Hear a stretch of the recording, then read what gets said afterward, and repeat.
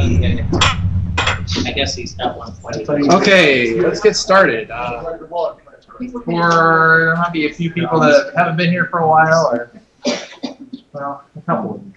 I'm Aaron Clark, for those of you that don't remember me, and this is Tom Workman, and we're the co-directors of the group. And in the back, we've got Wendy, who's our treasurer, and Avery, who's our secretary, and Richard Lee, former co-director, Mary Ann Hawk, former co-director, Catherine, former everything.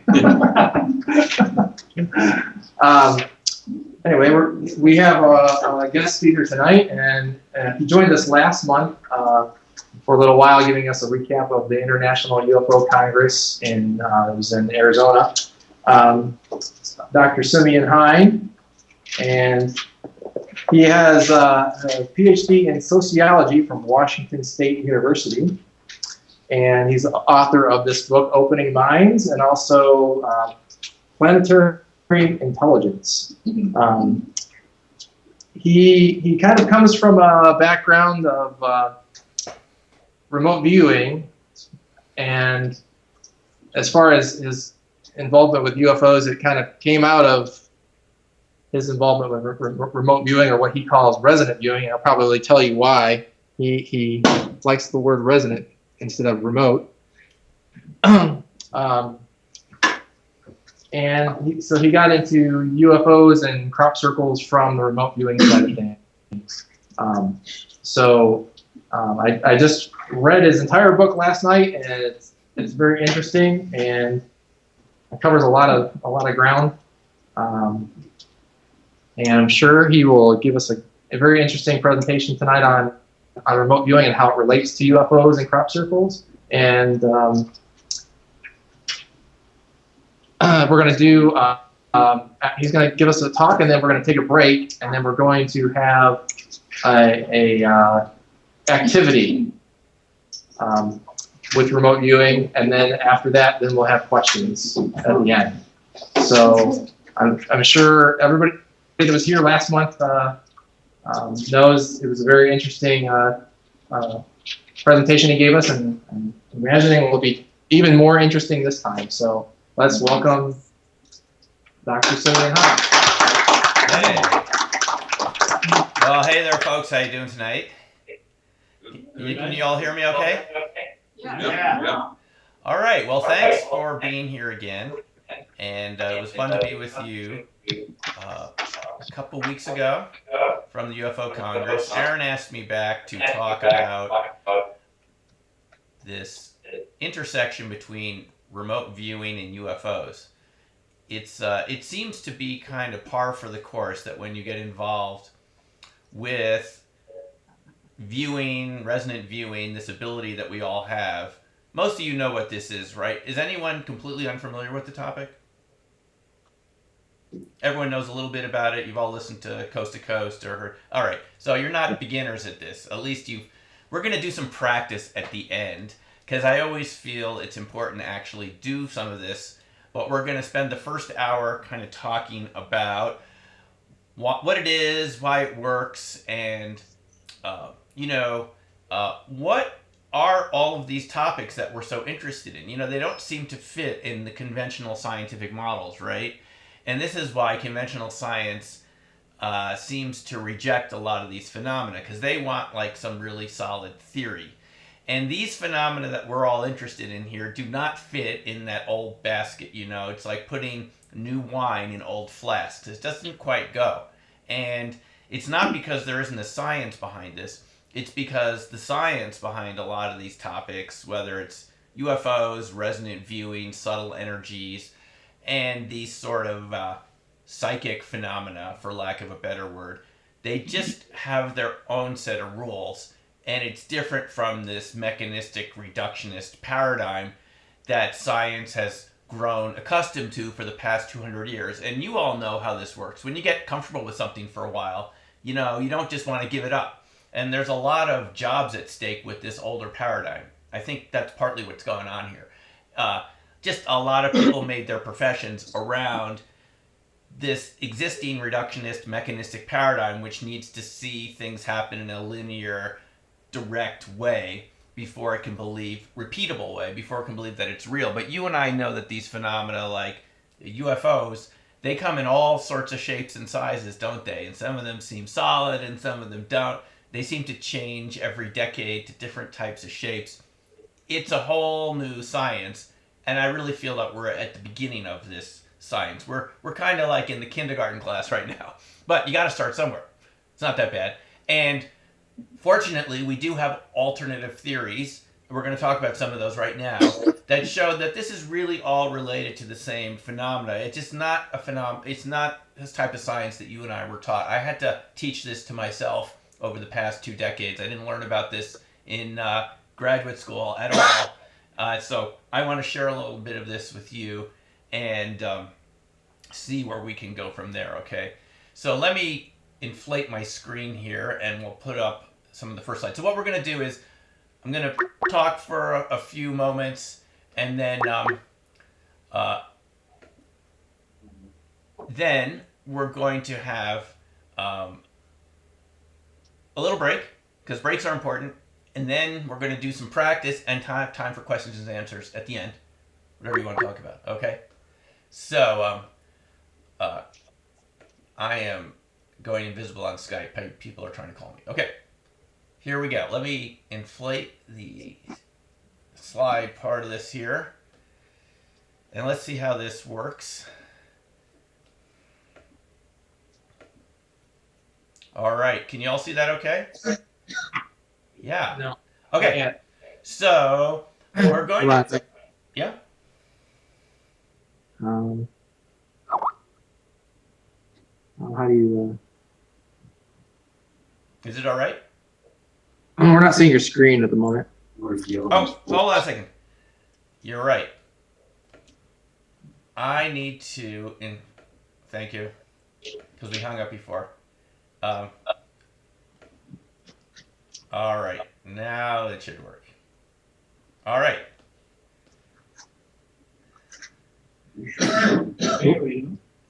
Are you seeing a screen there? Yeah. You know, we just figured this out about, the last couple hours. We're working on a way so that I could show you this without having the second screen so I can kind of move it along.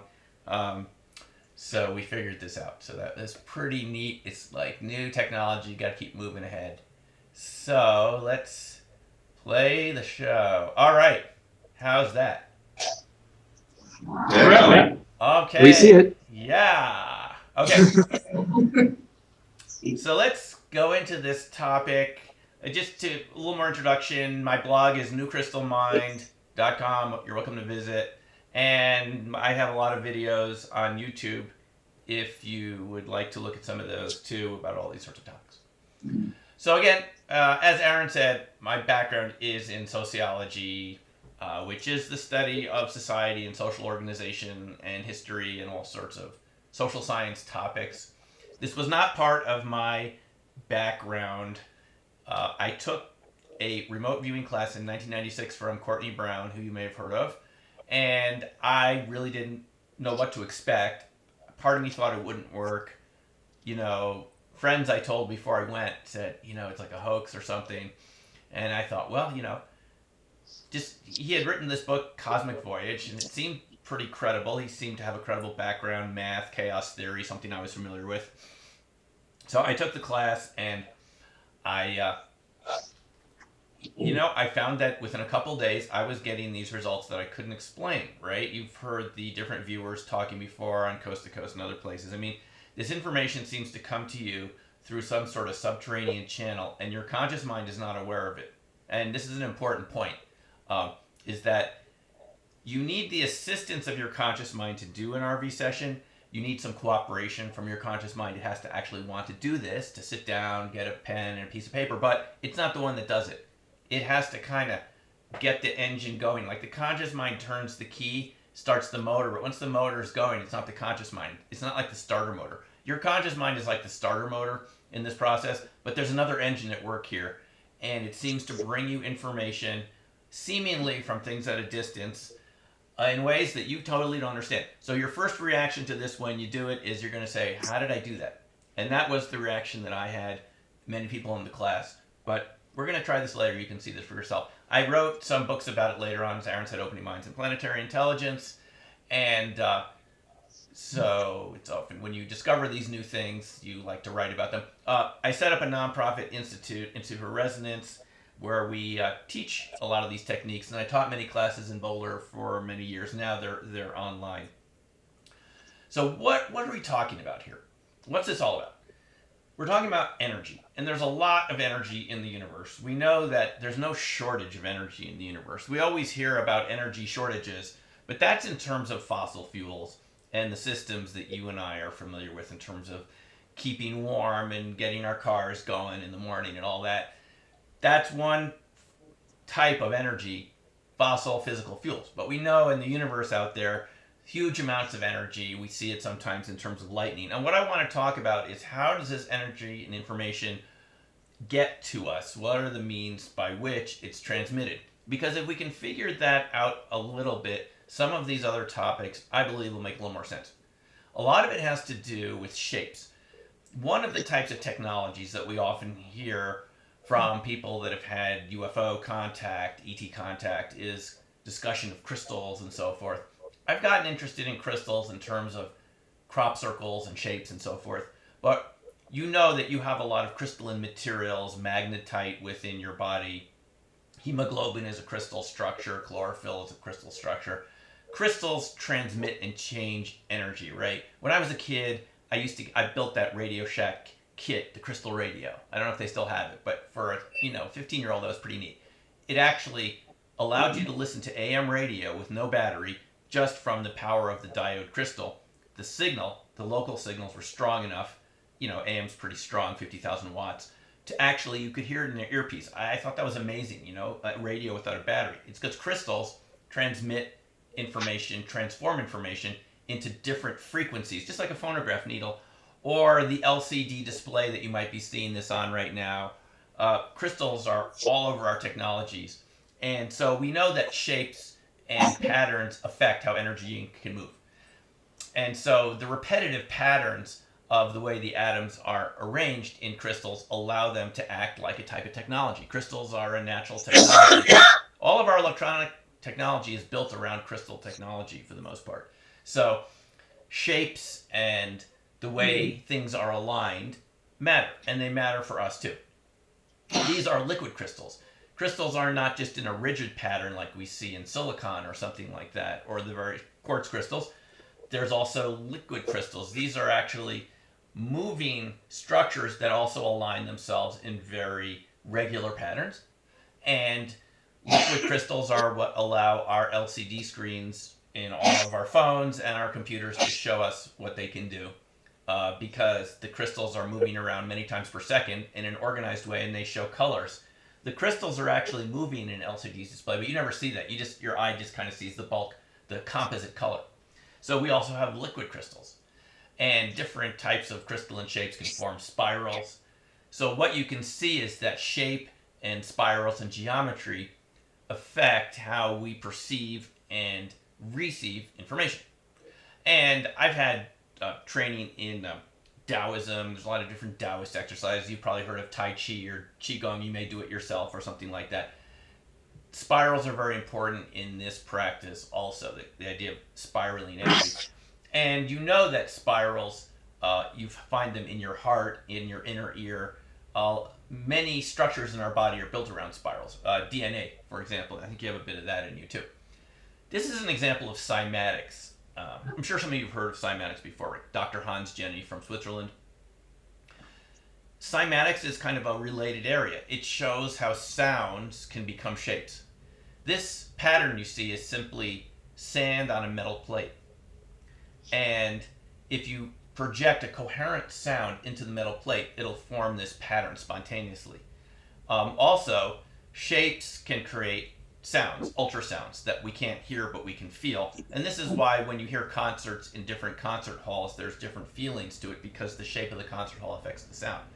So cymatics is another example of how energy and information, energy and pattern are related through structures. They change shapes. And there's also wonderful, fractal geometry is another example of shapes and so forth that we see around us, clouds and mountains. And it was just really gratifying to me that my Opening Minds book made it to the #1 bestseller list in fractals last weekend when I was in Coast to Coast. A couple days ago. It was there for a couple days. It's just gratifying to me because I start before, so you know, before I got into all these kind of cool areas that we're interested in now, I started with fractals because compared to regular linear math, fractals were like the UFOs of math, if you can understand that, right? No one could quite understand them. These patterns are, the more closer you look, the more you magnify them, the more you see. They never end. But they're not built around lines. There's no lines here. There's just, the closer and closer you see more shapes, kind of like a beach. You could imagine a coastline, right? From the air, you kind of see a coastline, but the closer you go, you see it's made up of little sand grains, and if you got very small, the space between the sand grains would be very big. So there really are no lines there. It's just a question of perspective. And this is what fractals showed us. Now, an important ratio, an important pattern for us in our particular reality that we're inhabiting right now, and I know we're inhabiting the same reality, or you wouldn't be hearing me and I wouldn't be hearing you, so we're in the same reality, just checking that. But the phi ratio, sometimes called the golden section, the golden mean, you've all heard of this, right? It's the ratio of 1.6 to 1, 1.618 to 1. We see this a lot throughout nature, and bear with me if you've seen me demonstrate this before, but you can see it in your own body. Throughout your body, you have this 1.6 to 1 ratio. If you take your first digit of your finger, if that's 1, the next digit is about 1.6 times the length of the first. The third digit is about 1.6 times the length of the second, so on throughout your entire body is built in that ratio. It's the same if you measure your feet to your belly button and your belly button to the top of your head, or from your chin to your eyebrows and so forth. We find this phi ratio throughout nature. It's not entirely new. Leonardo da Vinci created a painting around this, the measure of man, and you can see that circle with if you can see that there are these circles with the slash to it, that's phi. That's the Greek symbol for phi. And, 500 years ago, people considered the perfect human to be arranged around a phi ratio. It's a pleasing ratio for us. They've actually find that people prefer to be around, they'll just naturally pick that ratio of shapes of objects and being in a building and so forth. That geometry is appealing to us because we're built around it. It's really our frequency in our reality. You can see it in plants. If you start looking for this, you're going to find it in many places, and you've seen other people give presentations about this or heard about this. But the idea is that we haven't been paying attention to this a lot recently. We're more interested in flattened shapes, and we live in a man-made world where there's a lot of flatness too now. And nature usually doesn't have that much flatness. If you look at uninhabited spaces, there's a lot more fractal shapes, a lot more phi ratios. And more recently, we've been interested in, let's think of a road. It's completely flat. You can go faster on it, but it's featureless. And I call that fractal flattening. Okay, so we have the fractal shapes, and then we flatten them because we want the efficiency, we want the speed. But there's a trade-off there because we're losing information, we're losing context, and we're losing shape. And because we know that shapes transmit information, we could be losing information too. In other words, the trade-off for having these perfectly square buildings with the glassy windows is they're not resonating anymore with any particular energy. And so we get this fractal flattening effect, as I like to call it, where the existing world is more fractally shaped, and we kind of like to flatten it because our technology likes to work on efficiency criteria. But there's a trade-off there. Buildings used to be built around the phi ratio. If you look here, you'll see an example of the Greek Parthenon, right? The golden ratio. I have these golden ratio calipers that I always keep here. It looks like a dentist tool, but it's actually phi ratio calipers. It's kind of creepy looking, but it's not. It actually shows you the phi ratios of things. And it can be kind of fun to find these. I mean, don't get too obsessed with it. But this guy, I think he used to be a dentist or something. This looks like something like Alien from Star Trek. But It's actually phi ratio calipers. It always preserves the phi ratio 1 to 1.6. Now, you can't see this because I'm going to my screen, but if you look on this Parthenon, you're going to find these phi ratios throughout the Parthenon, okay? So the idea is that ancient folk, our ancestors, the Greeks and others, different people back then, knew about the phi ratio, and they deliberately built buildings. And I think you have to agree with me, old buildings are sometimes very appealing, aren't they? Because they're built around this shape. Now, this particular ratio, 1.618, is our particular frequency in all the animals and all the plants and the creatures and the critters that we're around. But you could imagine other universes built around other frequencies, maybe 1.718 or something with a different ratio. We'll talk about that in a moment. But this is our particular frequency, okay? When things are tuned to the same frequency, they resonate together. Like tuning forks, you take 2 tuning forks and you hit one. The other one will spontaneously ring if it's tuned to the same frequency, right? But if it's not the same frequency, those of you that are musicians or been around musicians or been in musical families, if the tuning forks are not the same frequency, it's not going to ring. So this is one of the keys, and Aaron mentioned, I like to call it resonant viewing. One of the keys here to why remote viewing really works, it appears, is that if you're tuned to the same frequency of another person or a place or an event or location, you're going to spontaneously pick up the information of that thing, place, person, event, location.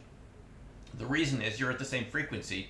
Just like if you have a radio tuner, you can tune into the radio stations that are in the air, so to speak, around you right now. And we're all surrounded by thousands of radio stations and cell phone conversations, but we don't hear them because we're not tuned in. It doesn't mean they're not there. We're just not tuned into them. At the moment, we're tuned into each other, to this presentation and so forth. But if you change the channel, you're going to pick up different frequencies. Well, this is a lot of the way that I look at RV, is that somehow your unconscious mind knows how to tune to the frequency of another event, another place. And just like if you had the right tuner right now, you'd pick up the BBC. I used to be into shortwave radio, when I was a teenager and a kid. That was a lot of fun before the internet, tuning into these distant foreign radio stations in different languages and so forth, or ham radio. The stations are there all the time. You tune into it, you pick up the information. And to me, it seems that's a very good way of looking at how RV works. So we changed the R from remote to resonant. Why? Because the signal isn't really remote. The signal is here, or you wouldn't pick it up. It may be coming from another location, but the signal is right next to us. So that's one way to think about it. Now, the Newtonian perspective, the kind of direct cause and effect model that we're used to, looking at things like a machine and gears, can't work with this at all, because it can only work with kind of local causation. So we don't find an appeal in classical science for this phenomena, which is why they've been so hostile to it. And if you follow any of the debate about this, it's really quite fascinating. Dean Radin, he has this new book called Supernormal. You might want to take a look at that if this is interesting to you. I mean, he's had other books, The Conscious Universe, Entangled Minds. They're all good. He goes through this meta-analysis where he looks at 100 years of studies. You take 3,000 studies of RV or precognition or presentiment, where people seem to get a sense of what's going to happen about a half second before. All those, Gansfeld experiments, all these different things that people have done over the years. This is not a new topic, by the way, and people have been looking at this for at least 100 years. And if you look going back to the Yoga Sutras of Patanjali, you ever take a look at that, Patanjali was writing about this 5,000 years ago, about these abilities that we have, and the yoga siddhis, these special powers you get when you work with your mind. Yoga, it doesn't just mean the postures and so forth that we think of it now in the West. It's kind of a type of mental discipline. And Patanjali said that these phenomena, RV and all this, were just kind of natural consequences as you progress towards kind of a greater awareness, enlightenment, whatever you'd like to call it, that this is one of the steps along the way. He actually thought of this as a distraction. But the idea is that however it works, you're not conscious of it most of the time. And I had my artist for the Opening Minds book kind of draw this neat drawing. Our minds are kind of like funnels. A lot of information comes in every second, and we're aware of about 16 bits of that, out of somewhere between 11 to 40 million bits a second that are coming into our mind, just through our senses. So you could almost argue that we're not even conscious. And I know some of us, other people that we know in our life seem more like that than others, but we're all like that. We're only conscious of the information that our unconscious mind appears to think that we need to see. There's about a half-second delay in your awareness, and lots of exercises you can do to show yourself this. Like, you probably are aware that there's a blind spot right in front of each eye, but if you're looking right now, you don't see that, do you? It's because your mind, your brain, and your unconscious mind are very good at filling things in. Apparently, the amount of color that you and I see is about the size of a quarter at arm's length. If you took a quarter and held it at arm's length, that's how much color you're getting. But when you look around, doesn't it seem like everything's colorful? Your brain is filling it in. So a lot of what we perceive is actually unconscious anyway, and color is one of those things. We're actually seeing mostly in black and white, except right apparently around the middle of our eye. So there's many examples of this. You've probably seen some, Scientific American where they have these little puzzles and you look at something and they say it's really doing this, but it looks like it's moving. Our minds are very good at filling in the gaps and presenting us with the information that we seem to need, right, to get by from moment to moment. But then there are those moments, we've all had them, where something breaks through the limit, where the word subliminal comes through, this boundary between the conscious and the unconscious mind. It seems to burst through, right? It could be when there's a relative that needs your help, or someone in your family, or some event that's happening. You get a feeling in your gut that you need to check in on them, or the phone rings and you seem to know who it is before you pick up the phone, or just this kind of knowingness that you get about something where you really couldn't logically have known about it. I'm sure you've either had this happen or you've know someone who said, they had this feeling like maybe a grandparent had died just at that moment, and they called and they had just passed away or something like that. And so what we have is also this ability to move the aperture around of the limit to what we're conscious of, so that when we do need to get more information, it's available to us. So what I'm saying to you is that normally we're just aware of our 5, 6 senses, whatever we have, for the things that we need to do from moment to moment, because that has survival value. There are moments when you do get more information from things at a distance when it's relevant to you, when it's tuned to your resonance. Certainly your family and friends are tuned to your resonance, empathetically. A lot of this, by the way, is not, we tend to think of this as like a brain type thing, right? But a lot of it actually comes through feelings. And I think the research seems to show that feelings are transmitted more readily than just logical information. One of the most difficult things to view, even for the best viewers, are numbers. If people could view numbers, they'd know how to win the lottery every time. We don't see that happening very often, but we do have skilled RVers around, Joe McMonagle and others who are superstar viewers, Ingo Swann, who passed away last year. Even those folks have trouble with numbers. But the more you go back towards feeling, your whole body is actually sensing the information. I just found that very interesting. That it's not, so don't just think of this as logical information. I'm talking all types of information. You might want to take a look at the book, The Heart's Code by Paul Purcell. He also passed away a few years ago, but he was this, I think, psychologist from Hawaii. He's a really funny guy. And he wrote the book about the heart's code, about why the heart is equally important to the brain, or maybe more important in some ways, for processing emotional information and so forth. And he gave examples how organ donors, you've heard this, get the memories, the recipients get the memories of the donors. A very interesting subject where they get memories, and there's no way to explain how this is happening. If you get someone else's heart, why you would adopt their eating habits and get their memories. It shouldn't happen that way if it's all up here in the brain, but obviously it's not. Okay. So this is where we get the link into extraterrestrial phenomena. If I can just kind of make a break here. I've actually never given this presentation this way before, so we're adding new material in. And this is one of the things I want to add in that I normally don't talk about. But since you are all UFO researchers, I want to bring this in. You have heard of this so-called Wilbur Smith memo from 1950, right? Grant Cameron from Canada has talked about it quite a bit. Grant was here in Boulder a couple weeks ago. We got to talk about all sorts of things, and I saw him down in Scottsdale. I think I might have mentioned this when we met a couple weeks ago.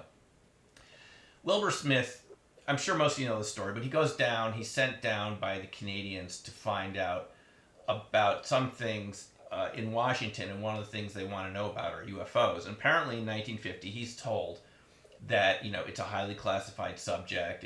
It rates even higher than the H-bomb. Flying saucers are real and so forth.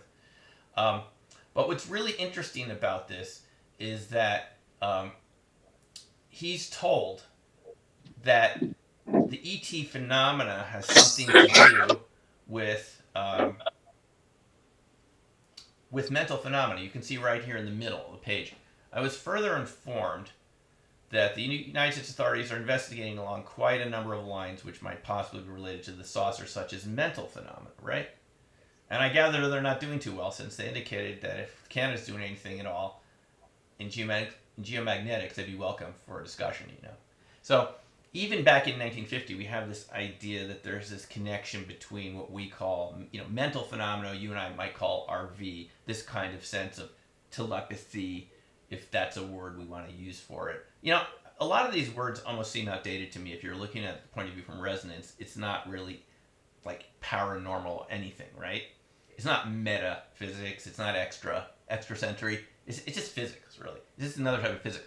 If you're looking at it from the Newtonian point of view, you're not going to be doing very well, as he says here, because it's not a Newtonian phenomenon. It's not like parts that influence each other like gears in your car. It doesn't work that way. It seems to spontaneously move through the quantum energy information matrix, whatever you'd like to think of as the field that it moves through. It's a kind of a spontaneous thing. It doesn't work mechanistically. So if you're looking at it from the old point of view, it seems like extrasensory. If you're looking at it from this point of view, it's just sensory. Anyway, we knew from Wilbur Smith all the way back in 1950 there was a mental phenomenon. Now, if you've followed up with Jacques Vallée, when I talked to him a couple of years ago at one of the IRVA conferences, International Remote Viewing Association, he mentioned to me that even in that movie he was in, UFOs It Has Begun, I hope you've had a chance to take a look at that, the government-sponsored film from the 70s that the Department of Defense paid for, NASA, where they don't debunk UFOs. They actually debunk Project Blue Book. I mean, you have Hynek in there, Alan Hynek, debunking Blue Book. Total about face. We don't know what they were thinking. This came out of, I believe, Norton Air Force Base in California. Approached Robert Emenegger. They go into some of this, and Jacques Vallée, who was in the film, told me that in that Colonel Coyne incident, which I believe happened in your state of Ohio, right? Where Yes. Yeah. So Colonel Coyne and the helicopter getting sucked up into this UFO, and the green light comes in, right? You've seen that interview with him. It's in UFOs It Has Begun. It's on YouTube. Colonel Coyne, he told me one thing they didn't say in that film is before they even had that happen, they started getting these experiences, they told Jacques, and afterwards. We find a lot of this with the UFO ET phenomena, so it has something to do with this also, right? And it backfired in 1950. We knew this. Apparently, Dr. Eric Walker made reference to this when people followed up with him based on the Wilbur Smith memo. They went to Robert Sarbacher, who I believe Smith had met, and then Sarbacher said talk to Dr. Eric Walker, who was president of University of Pennsylvania, on a lot of prestigious defense analysis institute boards and so forth. He eventually said to someone, he wasn't good at lying, so apparently he'd be quiet on the phone when they talked, he wouldn't say anything. But eventually said, do you know anything about ESP? He said this to this guy in Britain. He said, well, it's something to do with that, the UFO phenomenon. So you kind of see where I'm going with this. One way to look at this phenomena that's increasingly appealing to me is looking at the multiverse, right? This is another interpretation of quantum mechanics, which is increasingly popular. And Max, as I call him, the dude Tegmark, it's not really his name, but Max the dude, Max Tegmark, MIT, Swedish-American physics professor. He has a new book out called Our Mathematical Universe. He's big on this multiverse theory. And this is the idea, and I hope I'm not going too fast here, but the idea is that the quantum wave, you've heard about, the particle wave duality in physics so far. And you can ask me questions about this later. It's not a mathematical wave, a black box, just a mathematical function. It's a real wave, and that all of the possibilities of the superposition of the particle, when it's a wave, it's all possibilities, are actually separate, discrete universes. They're all real universes. And so this would be another way to look at the whole RV process, is that you're actually moving around, some part of your mind is moving around in the multiverse, seeing things from another point of view. I'm just offering that as a possibility about why it works. From this point of view, it's not that complicated. I think this simplifies things quite a bit too. Scientific American has an article about it in May 2003, New Scientist 2007, even Discover magazine, Hunting for a Second Earth is actually another, parallel Earth. So this is the idea of parallel realities, that everything you can imagine is a real universe somewhere. And when you're doing RV, you're actually getting this coupling between this reality and another version of it where it's not so far away, where actually the information is actually right next to you. Remember we were talking about the signals from the radio, they're all there on the dial. Just when you tune to another station on the TV doesn't mean the other station stops. Well, parallel universes are like this too. You and I are in one particular universe at the moment, but a universe with different shapes, different constants, different phi ratios would be its own universe with its own reality, but that doesn't mean they don't exchange information. So this is another possibility. I'm just suggesting this as another way to look at it, right? Rather than remote, you're resonating with another version of reality. Hugh Everett proposed this in the 50s. Niels Bohr apparently in Denmark was not particularly excited, did not treat Hugh very well when he went over there. And unfortunately, we don't really remember Hugh Everett III very much, but he kind of created this many worlds theory, and he was supported, by the way, by John von Neumann, right? Who should be a familiar name because he's alleged to have been in MJ12. And John von Neumann, is one of the smartest people anyone ever met. Someone said he was like an alien. He just could think like that, and no matter what you came up with, he could think through it. He was just like that. And he was a supporter of the many worlds theory. And he created this idea of psychophysical parallelism, which is the idea that physical things are not more real than your thoughts. Think about that for a moment. That the thoughts you have, the subjective perceptions, as he says here, subjective perception is equal in reality to the physical world. It's another way to look at it, right? Because you and I have been brought up in this society that says subjective things like feelings and emotions and things that you can't, get your hands on physically are not as real as physical objects, right? We've all had this bias.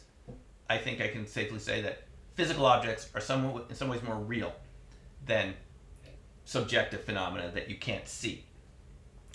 Well, this idea from von Neumann and Everett and others suggests that any mathematical process is equally real to any other mathematical process. Now, just because you and I are not tuned into these other mathematical processes doesn't mean they're not real, just like the channels on the TV, the other stations are all there, right? So this, we have it going back to the 50s, this way that simplifies a lot of this. Now, this is one simple way to look at it, the multiverse, that they're just different universes all right next to each other, and we live in one of them. We don't perceive the other ones because they're at a slightly different frequency, right?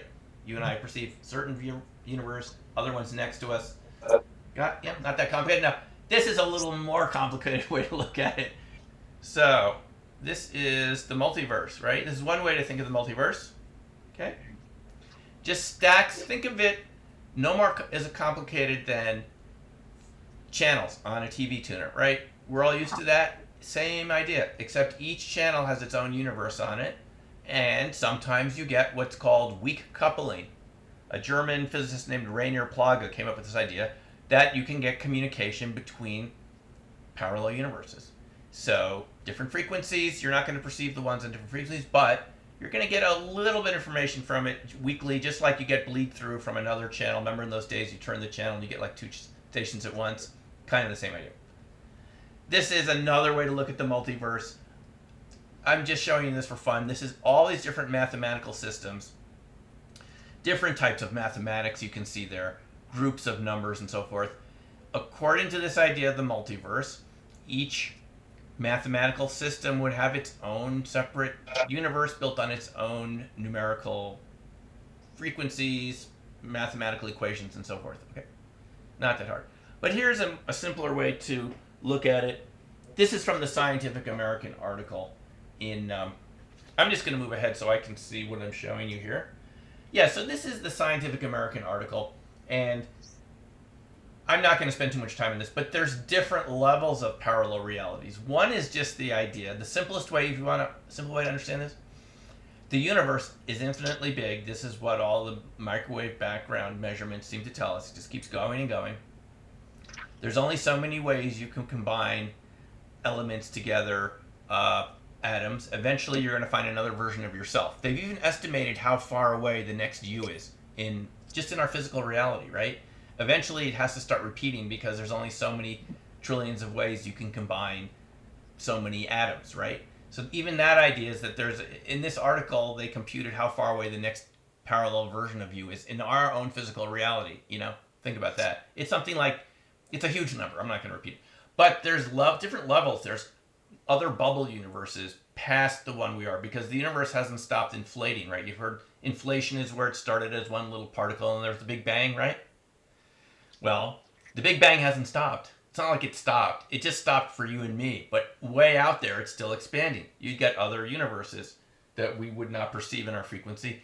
And then there's the level 3 and the level 4. There's different versions of this. I like in level 4, they're showing you a picture of a fractal. Their fractals would be their own multiverse, different shapes. But you kind of get the idea. I'm suggesting this as an alternative to the way we've been looking at it. Now, all of these phenomena that we've been looking at, I like to think of it as something that I call R space, right? The D space is all the direct stuff, the stuff you can touch, the stuff that works with linear causal time. As you move farther and farther out towards what we call subjective, right? You get subtler and subtler phenomena. Music and poetry are kind of an example of going away from direct space. They're not quite as direct. They're mathematical, but you can feel them too. But as you go farther out to things like resonant viewing and imagination and so forth, you get to subtler and subtler spaces that are harder and harder to measure. Think of Pear Labs, for example, the Pear Labs experiments at Princeton with the random number generator. You get this effect, but it's very subtle. These are what I call R space, reciprocal space. And Dr. William Tiller from Stanford kind of created this idea a long time ago. I think it might be the simplest way to understand this. You could think of it as a resonant space or a reciprocal space. But just in all the science you and I know, most of it, is in D space. That's what we're comfortable with. This other subtle phenomena, it's not just subjective. It's on a continuum. Believe it or not, John Alexander suggested this at the UFO Congress, and I think it makes a lot of sense because he's into ayahuasca and alternative ways of looking at things, and shamans believe it, even though it doesn't sound that way from his lectures, but he's interested in that stuff. So the R space is the more subtle phenomenon, and that's the way I think about it. And it has its own set of rules, its own set of laws. And if you think about it, think about the UFO experiences, people having psychic experiences before and after. It's a different space with a different set of rules. But what we see from RV is that it's really there. So basically, if you can imagine it, it's real somewhere. That's what this says. And if it's real, you can view it. And that's why viewing works. Okay, this is my explanation of it. Okay. So let me just do a little time check here. So here's the idea, folks. I'm going to suggest to you that when we're doing viewing, we're getting this weak coupling between different parallel universes. And when you're doing viewing, it's not like astral travel where you're going out somewhere, getting the information, and then your subtle body is coming back. I mean, to me, that's not what's going on. I'm not saying I'm completely right, but it seems a little complicated. It seems to me more that your subtle perception, and we've established that your unconscious mind gets a lot more information than you're conscious of, that you're conscious of a lot more than you think you are. Between all of us here, we probably know where the missing Malaysian plane is. Some part of us does. Have you ever had that experience where you're just going to sleep or just relaxing and you remembered something that you had forgotten? It's like you knew it the whole time, but it's a very subtle memory or something. It needed a space to pop in. This is kind of what we're talking about. Subtler phenomena that are not so directly accessible. They're not as accessible as we're used to with a mechanistic method. It's almost like we have to get out of the way for that to happen. And that's what happens with viewing. You have to get out of your own way. So this is Ingo Swann. This is I was fortunate enough to meet him at some of the conferences. Met him about a year ago, a couple of months before he passed away in New York City. He is one of the inventors. There are many different viewing systems. He created this coordinate system with Russell Targ and Hal Puthoff. One of the first examples that he convinced them was, he before he even met them, he was able to. They set up these thermistors in a vacuum, in a thermos bottle. He was able to affect the temperatures of them just with his mind. He did that experiment with Gertrude Schmeidler. He wrote about this, and Hal Puthoff read it, and that's how he got invited to Stanford, where he was able to. The first thing he did for Hal, they had a magnetometer buried in the floor at SRI, and Hal said, "Okay, can you put your mind on it?" And as soon as Ingo did, Hal said it fluctuated around, fluttered. He stopped. The magnetometer stopped moving. Did it again. Did it a couple times. Hal said, "Okay, that's good enough for me. I'm convinced." Right. So, another person that we know is Pat Price in the middle there. Okay. Pat Price was able to view this site in the Soviet Union, former Soviet Union, where there were these big devices there and this huge gantry crane. Pat was able to draw this picture on the right side here before the artist even drew that drawing, the full kind of drawing. Pat actually had died before they had a drawing of it. But look how accurate it is. And what this shows us is you're not just viewing your feedback. Some people say maybe you're just seeing your feedback in 10 or 15 minutes, right? But in this case, the feedback never got there to Pat, but he still viewed it accurately. And this is one of the things that convinced our CIA that this really worked. This kind of blew them away, among many other examples. Joe McMonagle, here's an example. On the left, you can see the picture, right? And on the right, the drawing. Just very accurate, a Swiss village somewhere. Joe has worked with the police in Japan. I believe he located like 9 out of 14 people. They just gave him a name, and he was able to tell them the address. Not directly. He'd work down to the neighborhood, to the block, to the apartment building, and they were able to locate 9 out of 14 people. He did this live on Japanese TV. Really, think about that. So you can do this too. So let me show you some examples of this. You don't need to be a superstar, folks, to be able to do this. We all have this built in. Here is an example of a double-blind target. One is, see the person, it's a laptop screen, it's an advertisement, and this is what the viewer is able to draw. This is double-blind, by the way. I didn't know what the target was either. Isn't it amazingly accurate drawing? Just a beginner. In one of my Boulder classes, here's what someone did in Japan. You can see the drawing on the left. It's typically how we do this. You take a picture, you put it in a folder, you say to the viewer, describe the target. You don't tell them anything about it. And look at the shape there. Just really accurate. Here's a temple at Luxor, and the guy he drew something that looks like a temple, and the same shape, and he got a lot of elements of it. This was just like the first day. Here's a picture of Mars, right? Look at that. And this is what the viewer drew, with the gash right there, that big canyon on Mars. So all of this is done blind. The viewer is not told anything about the target. If you want to be really careful about it and do it scientifically, you can do it double blind, so nobody knows what the target is. So you can't say, well, maybe they tap into your mind or something, right? And people who do this, really attempting to prove it, take all those precautions. So here's some more. You won't be able to see this that clearly because you're looking at my screen through the camera, but more sessions where someone described a meadow, and there's the meadow, and just gets all the flowers and the colors and so forth. I'm just showing you this because these are just beginners. And if beginners can do it, that means it's really something, I believe, that's built into us. Here's another example. Washington Monument, right? Maybe some of you have been there, visited. And here's what the viewer got. You can see they drew the Washington Monument. Now, there's an interesting thing about this whole process. This viewer, I remember this very clearly. He thought, there's no way this can be the Washington Monument. It came to him within 2 or 3 minutes.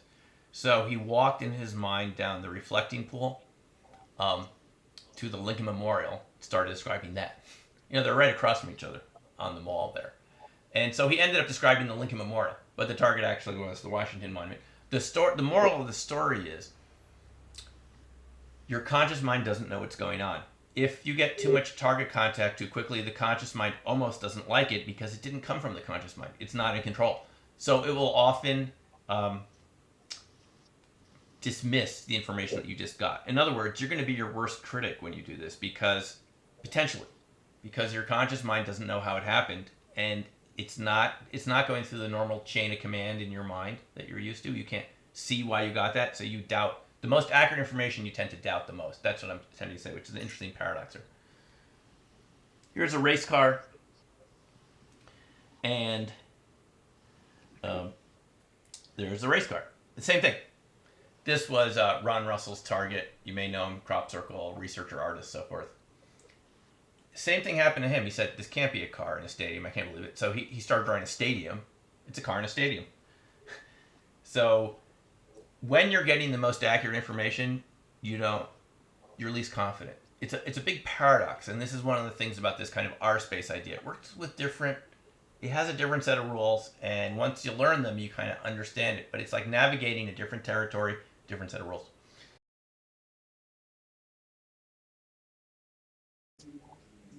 Everything is Do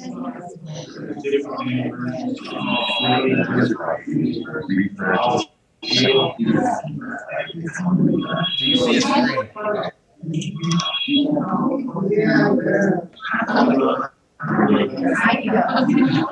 Okay, we're seeing it now. Is it working? Yes. Okay, I'm going to advance the slide. Is that working? Yes. Worked that time. Yes. How about now? Hey, Richard. We see if it's real somewhere, you can view it. Okay, That's what we see. how about that? Yes. All right, so it looks like we got it back. yes. Got Indigo Swan there. All right, Ingo, and so we got some. Yes. Telekinesis. Say, we see a pillow and peanuts. What Yeah. I think what we're encountering That's not really- somewhere in the internet, it's slowing down. That's what's going on, and it seems we got the Sure. connection again. Can you see this, Joe McMonagle's session? Yes, we can see it. All right.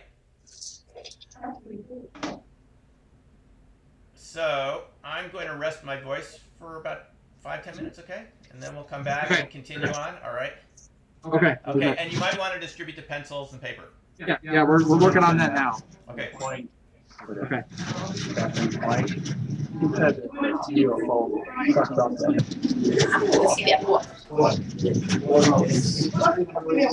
It's right here. I don't remember.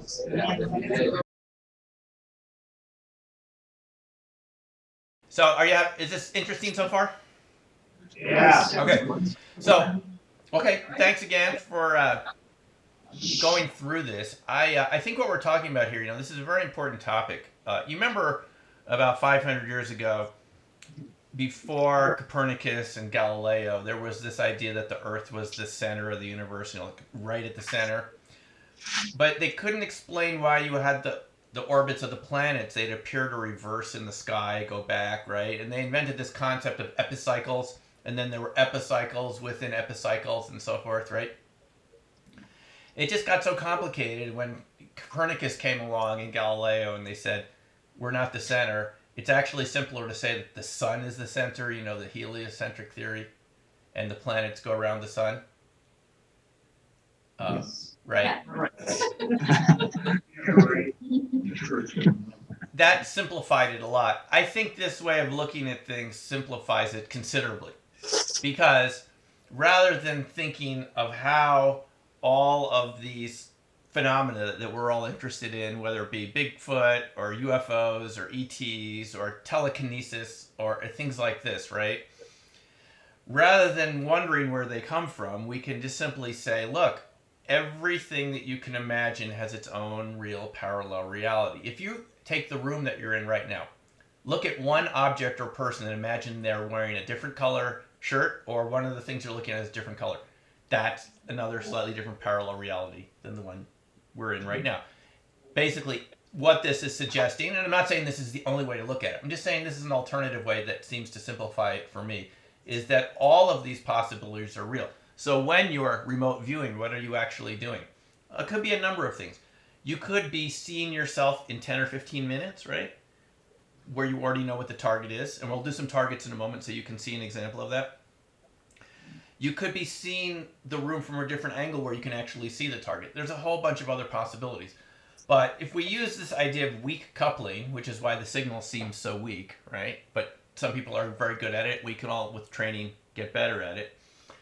If we use this idea, then we can get information from these different frequencies. It's a little bit just like bleed over from another channel, just like on a radio or TV, right? You get a little bleed over sometimes from the next station over, like when you're listening to AM, you hear the two stations at once. That's what we're talking about here. It's not all that complicated. Anyway, this is how I like to look at it, and I think this makes a lot of these phenomena not seem quite as weird. They may be weird because they're frequencies you and I are not used to, but the real point of it is this. If you practice some of these techniques, whatever way that you like, it could be RV, it could be whatever, you're actually engaging more of that part of your mind that can perceive the parallel realities. It's called your imagination. When you engage that part of your mind like a muscle, it grows. You get better and better at this. And I believe this will facilitate contact at some point. You know, at the UFO Congress, I asked Timothy Good, you know, famous author, got a lot of us started with Above Top Secret, his book back in the 80s. And I said, Timothy, how do you think disclosure is going to happen? Is it going to be a government announcement, you know, a kind of a Richard Dolan type government announcement? One possibility. Or is it just going to be that so many people believe in this, eventually it's like a critical mass, and people are going to say, like, yeah, duh, of course they're extraterrestrials. And, you know, beings, interdimensional beings, and so forth. He said, I think it's the latter. And so what that would suggest, if that happens this way, the idea is that enough of us would kind of accept these ideas. It doesn't seem quite so weird. And all of a sudden, when we're not fighting this anymore, these realities will become apparent to us, and it'll just be kind of more of a natural evolution. And we'll say, oh yeah, it's always been like this. We always knew there were different universes and different possibilities. Anyways, let us continue here, okay? I believe our screen sharing is, I'm going to turn the screen sharing back on. And let's see if we can do it here. Share the screen. Start. Okay, let's continue on where we were working from. All right. So you should see Mars there with the picture, the viewing picture.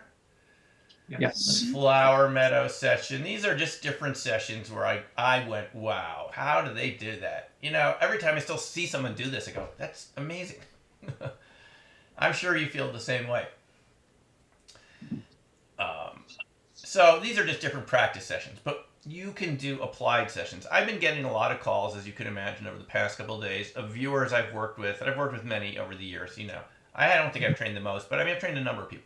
And they say, can we view the missing plane? So there are some map techniques for locating things on maps that I learned from military viewers and others, Beverly Yeagers, another very good viewer that worked with the police on missing person cases. And they've been viewing, we don't have the results all in, but they've been doing sessions on this to see if they can locate the plane. So this is what RV can be good for. So let me show you some more examples before we go to practice, okay, and then your questions. You can also use a written cue. You see the page here, Neil Armstrong, first walk on the moon event? Yes. Okay, Yes. It's working, yay, thank you, Skype. Okay, you can use a written cue. It doesn't just need to be a picture. You can write something on a page and have the viewer view it. In this case, we were using random coordinates. You don't have to use coordinates, and you can use different types of, you write them on the folder just so the subconscious mind, unconscious mind has something to look for. And this is not written on their pages. We write this at the end. It's in a folder. Like, this is an example. I have this Malaysian target right here in this folder right now, too. And on the target itself, I have the coordinates. You got it? And the missing plane. And this is what the viewers who haven't seen this yet, I've just given random numbers viewing. Got it? That's, yep. So here's Neil Armstrong first walk on the moon, and person's getting this like some sort of big event. They're anticipating something, and get a launch of something. You can see how they're getting metal, launch, vehicle, vertical, right? People preparing for an event, hum of energy, buzz, space launch.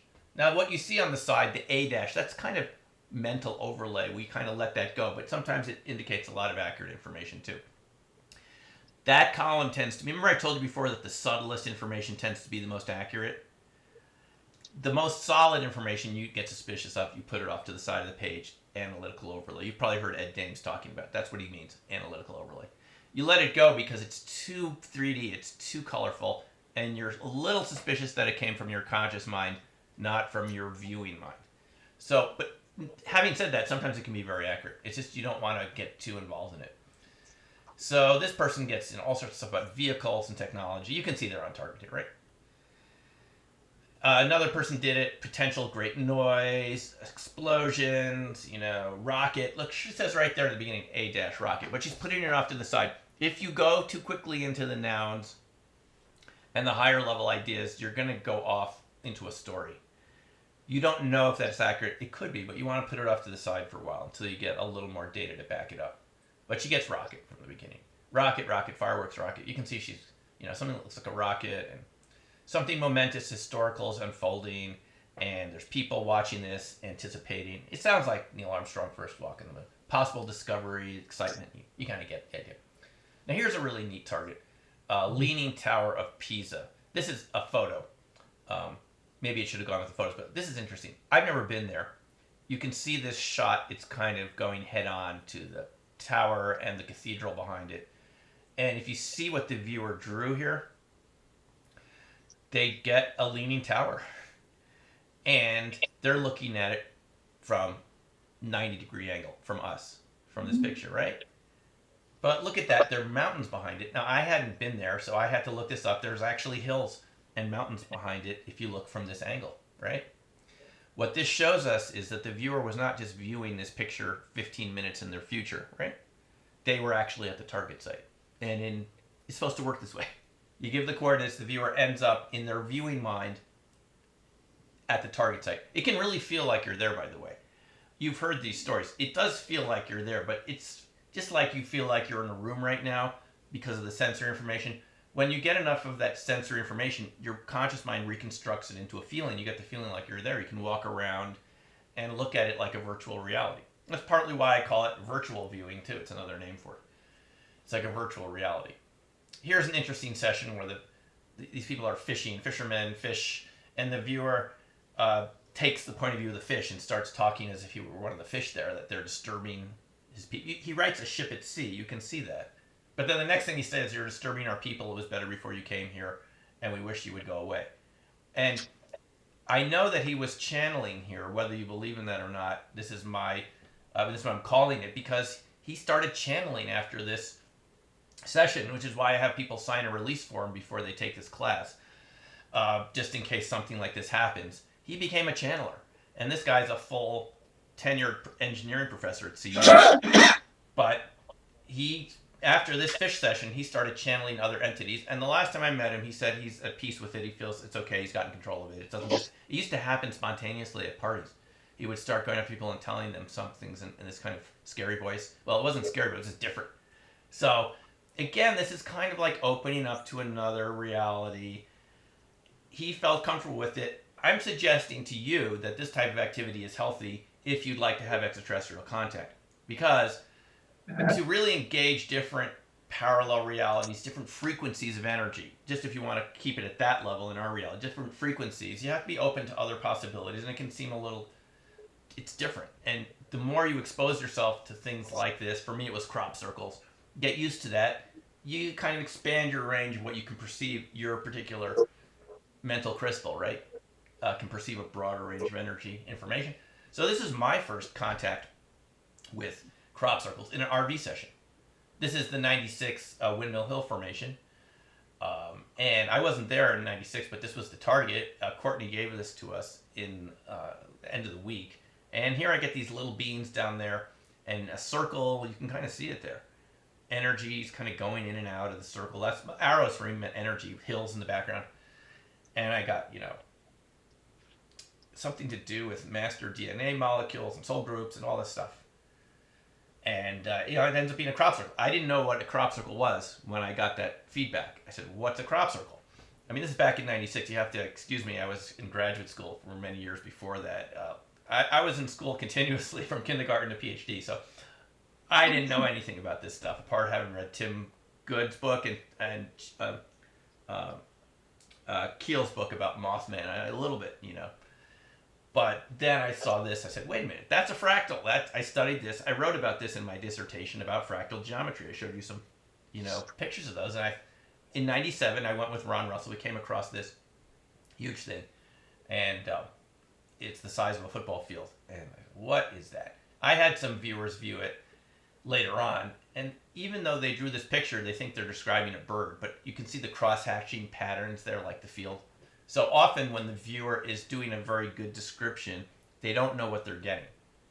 So take heart if you're doing resonant viewing, remote viewing, you won't know if you're on or off target until you get your feedback. And even then, you won't see how close you came. But they describe this matrix, which looks a lot to me like the field. Now, you can view balls of light with RV. This is about UFOs and RV. You can view this so-called anomalous targets, right? Here's a ball of light. This is near Woodborough Hill. Somebody saw this with their eye, took the photo. We were on the hill there meditating to create contact, and a ball of light showed up. We're just past that ball of light. We viewed it. You put it in a piece of paper and circle it, right? Put it in the folder like you saw. See what the person gets. Some people got energy, kind of moving up and moving around, transfer of energy, and things are spreading out. Person got things like dunes or hills, a natural landscape, and then vibrations, energy effects. Doesn't tell us exactly what it is, but they pick up some idea of energy transfer. You're all seeing this okay, by the way? Yes. So here's another drawing. Isn't this neat? It's like a ball with this radiating energy coming out. I mean, if you imagined in your mind what a ball of light would be doing, it'd be something like this. These are non-verifiable targets. We can't actually go there like the Leaning Tower of Pisa and actually get a sense of what's happening. So some people call these esoteric targets, non-verifiable. They're a lot of fun to do, but at the end of the day, you don't totally know what's going on. I believe they're valuable just as an experience to experience a broader range of targets than just regular physical landmarks and monuments and things like this. This is that UFO over Mexico City, 97. I saw a TV program about this. Some people suggested it was a video hoax, even though they said it'd be very hard to do. But then they interviewed a lot of witnesses that saw it. So I think this is actually a real craft. One woman said that it came over her condo and she was sunbathing and she had headaches for 6 months afterwards. Like this purple liquid came out of it or something. In any case, we gave it to our viewers. The video of it shows it going behind the building there. And they got, someone drew a vehicle like this, like a flying disc, right? And it's another drawing near a building, another looks like a disc to me. I mean, these are blind targets, so they could have gotten the Washington Monument. Isn't that interesting? I mean, they could have gotten the Washington Monument, they could have gotten the White House, but they get a disc. It shows that they're getting, here's another person getting another disc on this target. So this suggests to me it's a real disc, that so many people are getting it. One person went inside and she saw this chair. And she said, it reminds me of a chair that envelops you like a space-age chair. Kind of weird. Makes me think of the Travis Walton case a little bit, where he sits in the chair and he can kind of control the controls and everything. Remember that? So she saw a chair. Another guy encountered these beings that he said were short, big eyes, and they told him to leave. So he stopped the session. Again, we don't know exactly what's going on here, but if you use my idea of the R space, it's another space. It's a real interaction and with a subtle part of your mind that can perceive these things, and it's real. And this could explain some things like abductions and things, even things I've experienced, where you probably would think you were still in your bed, but you really had this experience of going somewhere else, a physical experience, and you're not quite sure if you really went there or not. This is kind of that type of experience. The viewer was there. I saw him, but in his mind, he was walking around the ship. Phoenix Lights needs no introduction. I got to talk to people at Scottsdale, a couple weeks ago who saw this thing. It was pretty big. We know that Governor Fife Symington saw it. I learned apparently that his brother was Secretary of the Air Force. Did you know that? He comes from this family that, his brother, Secretary of the Air Force for a while. I think they would know what's ours and what's theirs. We had viewers view this, and they got, look at this, here's a big thing. Kind of looks like it to me. This is what's fun about viewing. You do the verifiable targets for practice just to calibrate your system. That's important. You want to, before you start using this machine, you want to tune it up, make sure it works with the verifiable targets. Then you go to these to see what you get. You can see in the lower right, there are these little beans. And then, triangular craft. What else do you need? They picked it up. Here's a session where Roger Lear gave me this target about 10 years ago at the UFO crash retrieval conference run by Ryan and Bob Wood, right, in Vegas. They held that one about 7-8 times. I went to 5 of them. And Roger said, so you do viewing, huh? He said, can you view this facility? We've always suspected. Levels 10 through 15. We want to know what's going on down there, Simeon. So we did the session. And look, this is what the person gets, is something underground. She's moving underground. She gets this big facility down there. Geometry, mosaics, metallic. She's all over this underground facility. Controlled from above, Big Brother, covert. Taking place below the surface. Like an outpost. Isn't that pretty good? Then she sees a lot of people working at screens. She doesn't, we don't know what this is, but she gets a lot of interesting stuff here. And the Rocketdyne facility, I think it's in Simi Valley, right? Not far from LA. Things that move faster than a speeding bullet, like a bullet train. How about that? So we know that there's a bullet train that connects it. We don't know. I mean, this is what it's suggesting from the viewing session. We can't. Underground parking garage, elevator shaft. We gave her a movement exercise where you slide down and describe, what you're getting as you go lower down. And we move her to levels 10 to 15, like Roger asked me to do. Here she gets this huge facility down there. Don't tell anyone about this. I don't know if we were really supposed to do this. Allowed to. But we did it. See, that's the cool thing about viewing. We can reverse it, what we're perceiving. It's not just the secret government listening to us. We can kind of flip it around.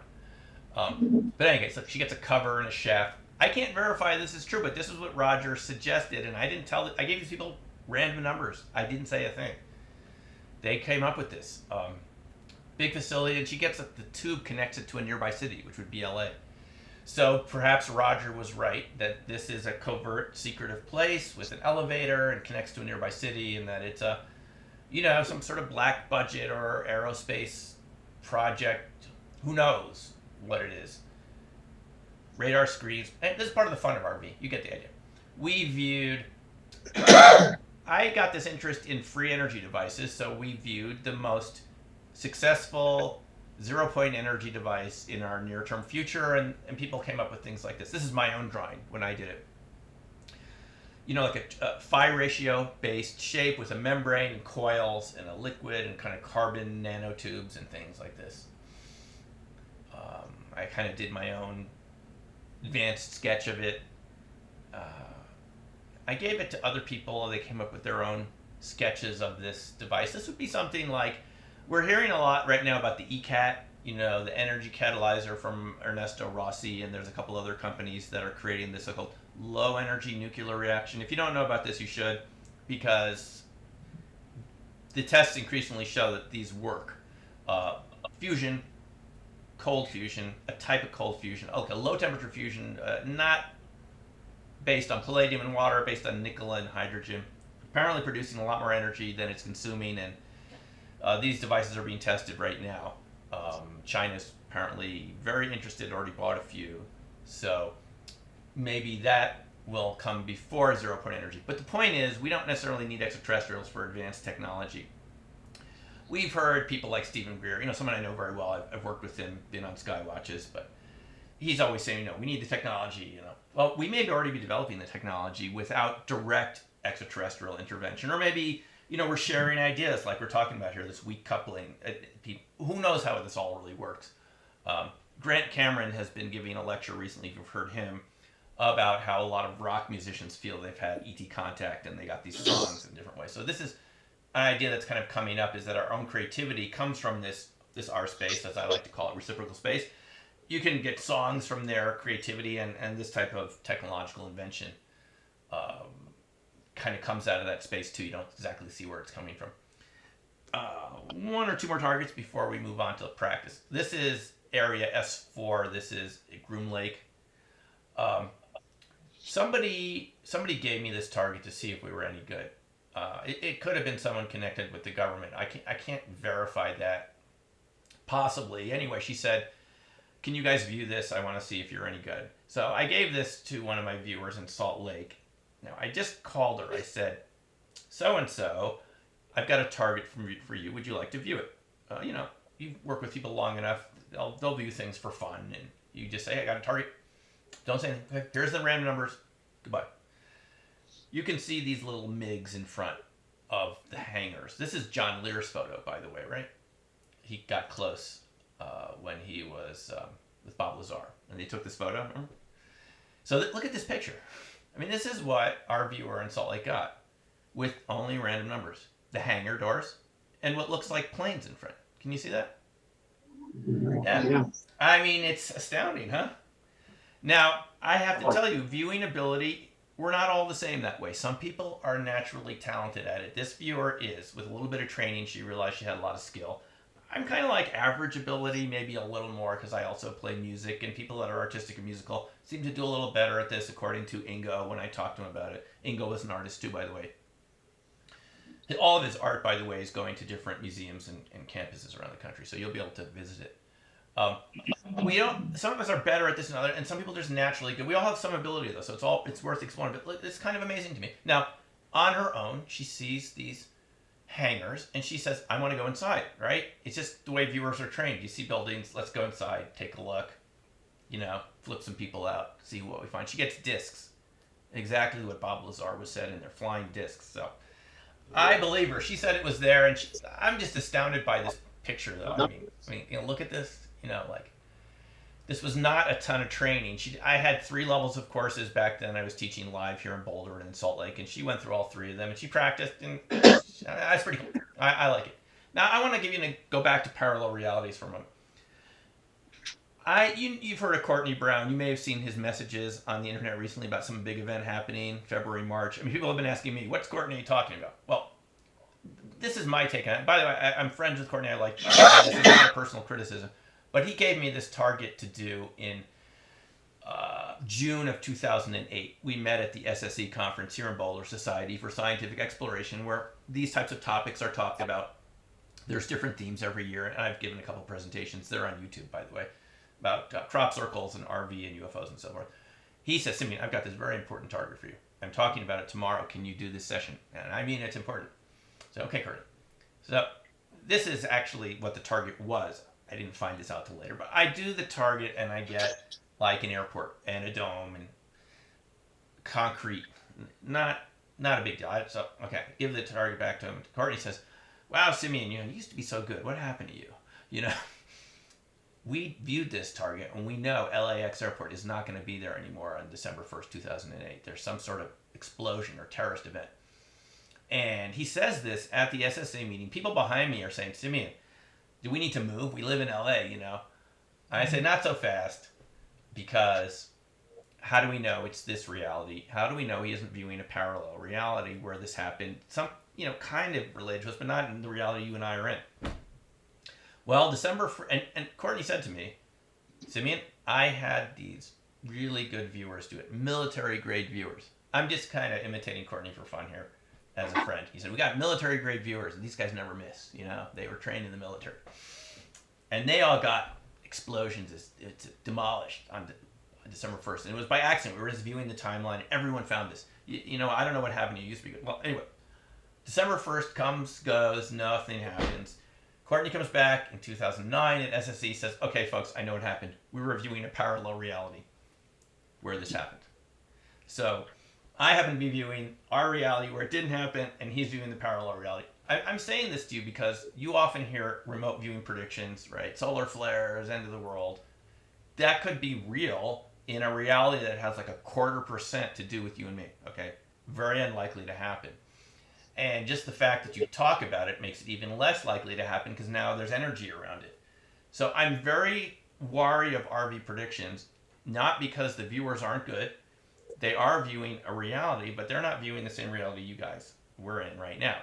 they're viewing the one with a lot of energy, and of course things that have a lot of explosions and destruction, that kind of energy kind of comes through, but it doesn't mean it's affecting us more than kind of psychically like a dream you have at night. Okay.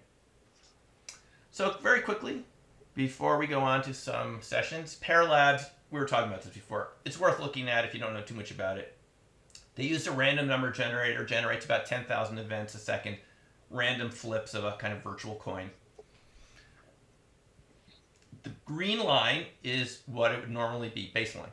Just around 0.5, right? If 0 is tails, 1 is heads, average is 0.5. You'd expect it to be like an average, right? Just heads and tails 50-50. When someone puts their mind on it, not a trained viewer, anybody, it goes more towards heads or tails. And you can see this cumulative graph. This is pretty astounding, this graph. It's showing the result of cumulative trials, 120,000. When you say to the machine, go lower, goes lower. Go higher, actually goes higher than lower. A little easier to make it go in that direction. The people that were the best at this some women were better at this than men, though men's averages seem to be a little higher, but the people who could do this the best were apparently women. And bonded pair couples, people in a relationship, could affect it more than one person alone.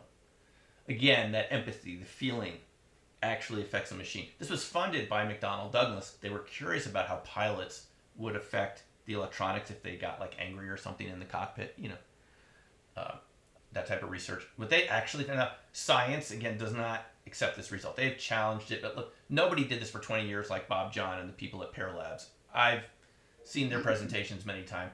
2 to 3 events per 10,000 are altered when you sit there in front of the machine. This says that your mind, whatever that is, has an effect on a machine. They're actually sharing the same resonance space. That's my interpretation of it. It's hard to say, is it before or after, but if you have the intention to the machine that you're sitting in front of, it changes. That's pretty amazing. The odds are 375 trillion to 1 that this is by chance. I don't think I've ever heard of a result that accurate, except maybe the consistency of gravity. Maybe not even that. It's a pretty strong result. It's a weak, it's a weak effect, small effect like all of these effects, but it's very consistent. It's there all the time. Pretty cool. Now, I saw examples of this in Japan.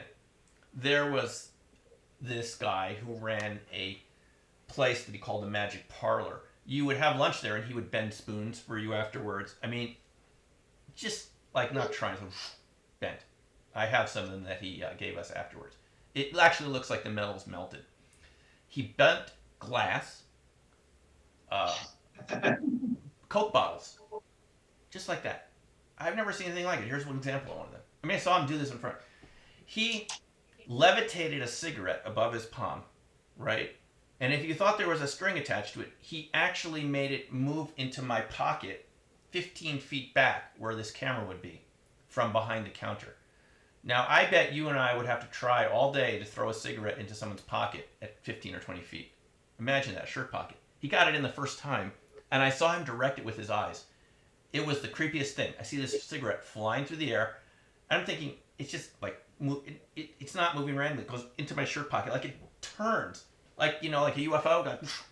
Well, this guy said, I asked him later, how do you do this? He said, it's quantum mechanics. Material is not as solid as it looks, and your mind interacts with it, just like Paralabs. He said it took me about 10 years to train myself to do this. So the point is, folks, that we can train ourselves to have a broader range of abilities. We already have these abilities. They're not all activated, and you can train yourself through practice. He gave us these cards afterwards. These kind of Zener cards, different shapes and so forth. This is not the most interesting thing to do. But whatever works for you, practice at something, and will accelerate contact. How about that? He also, the last thing he did, he made the hands of my watch move around without touching the dial. Okay? He made it move 1 minute forward and then 5 minutes, and all he did is put it between his palms, pressed it, and boom, the hands were different. He didn't touch the dial. So I've seen this for myself.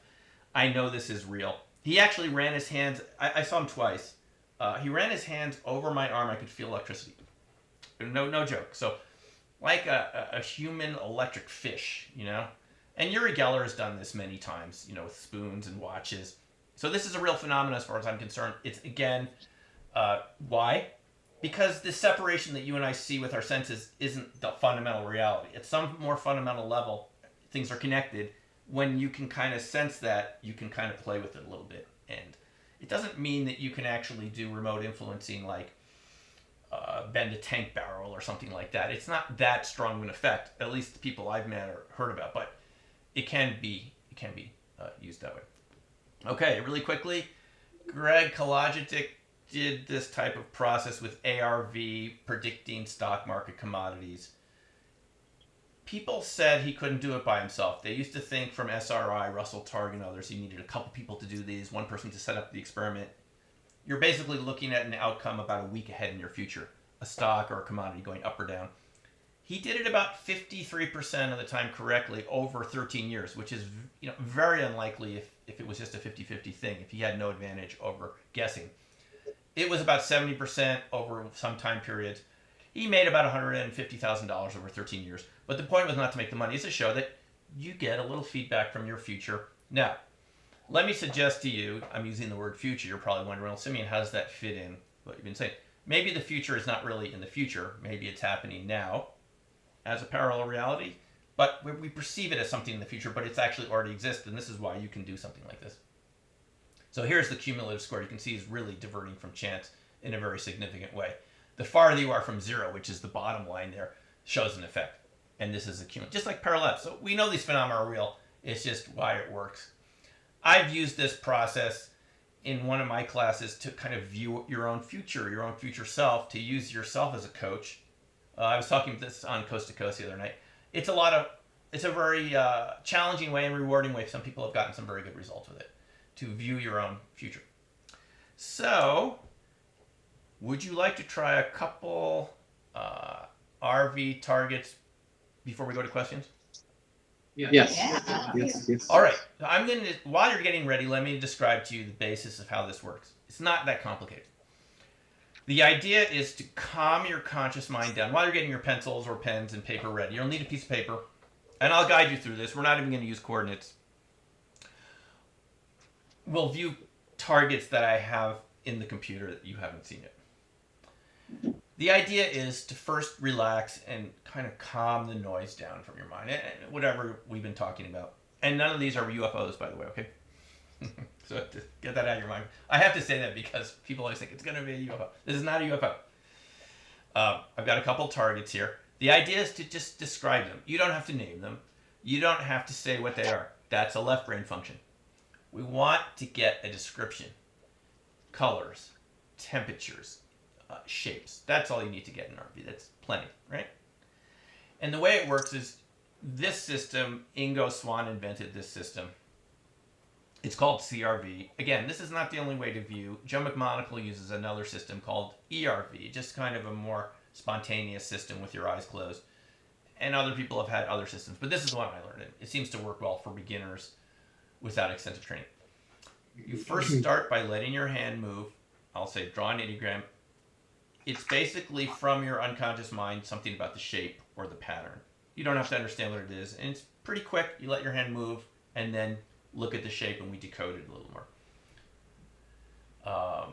Usually the quicker the better for the ideogram. The idea comes from the word hologram, an idea, kind of idea, hologram, ideogram. I think it's one of Ingo Swann's inventions. You first describe your basic impressions from the ideogram. What it feels like. Is it hard or soft? Does it feel like a man-made thing or a natural thing? You get some sensory information. Colors, textures, smells, things like that. Dimensional information that usually comes after that. Patterns, densities, sizes, shapes, things like that. You can kind of get the idea here. We're talking about opening up an aperture. It's almost like you're first looking through the keyhole, right? And the keyhole enlarges, and slowly the communication begins between your unconscious mind and your conscious mind. And a little bit becomes more available to the conscious mind. Then you can draw a sketch, picture, let your hand move around. You don't have to know what the target is, but you could just kind of, you have a feeling, you see an angle, or you just sketch it up. Then we end the session, at least for this kind of practice. I call this Uniview. And we just do a little summary. oh, the target contains this color, this, I had this feeling. And that's your session. This is kind of a basic way of looking at the system. People like Ed Dames and others have studied CRV. It's kind of, this is the essence of it. We kind of boiled it down to something that's kind of simpler. But this is the essence of that system. There's just a couple more steps in, and you take a little more time. But this is what I call UniView, because you can do a session in about 5 or 10 minutes, right? And you can get about 70 or 80% of the information you get with a full-blown CRV session. So, why don't you go ahead and get your piece of paper and your pen, right? And we're going to view target 1.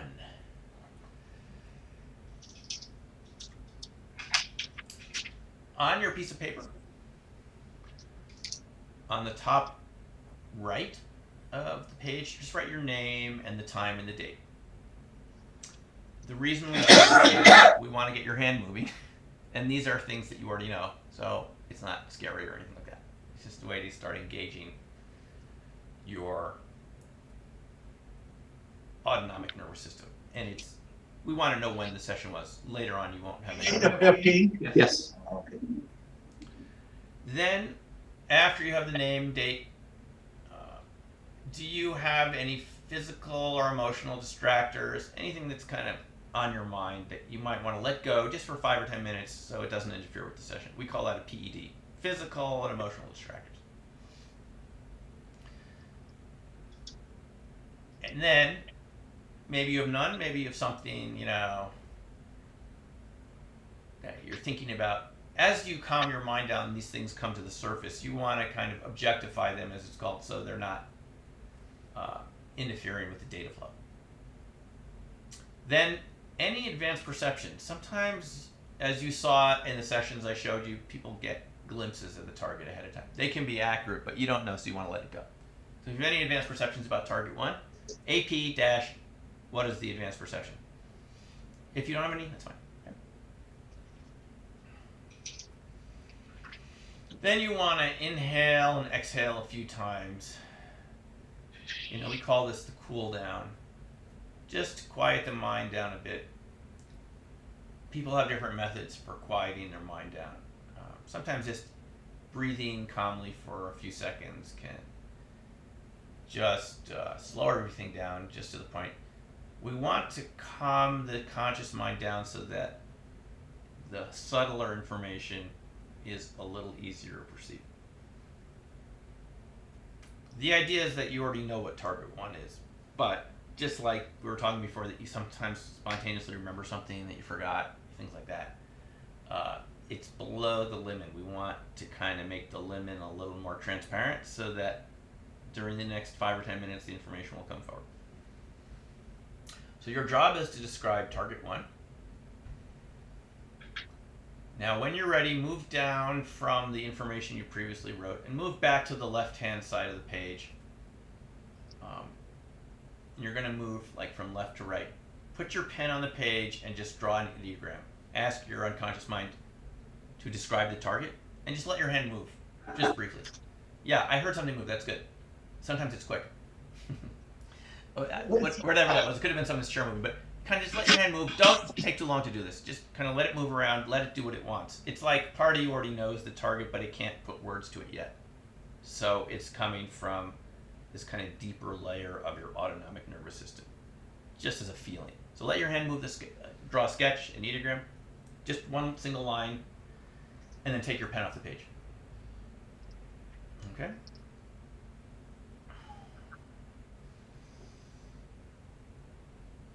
And, okay, so far so good. Now, touch your ideogram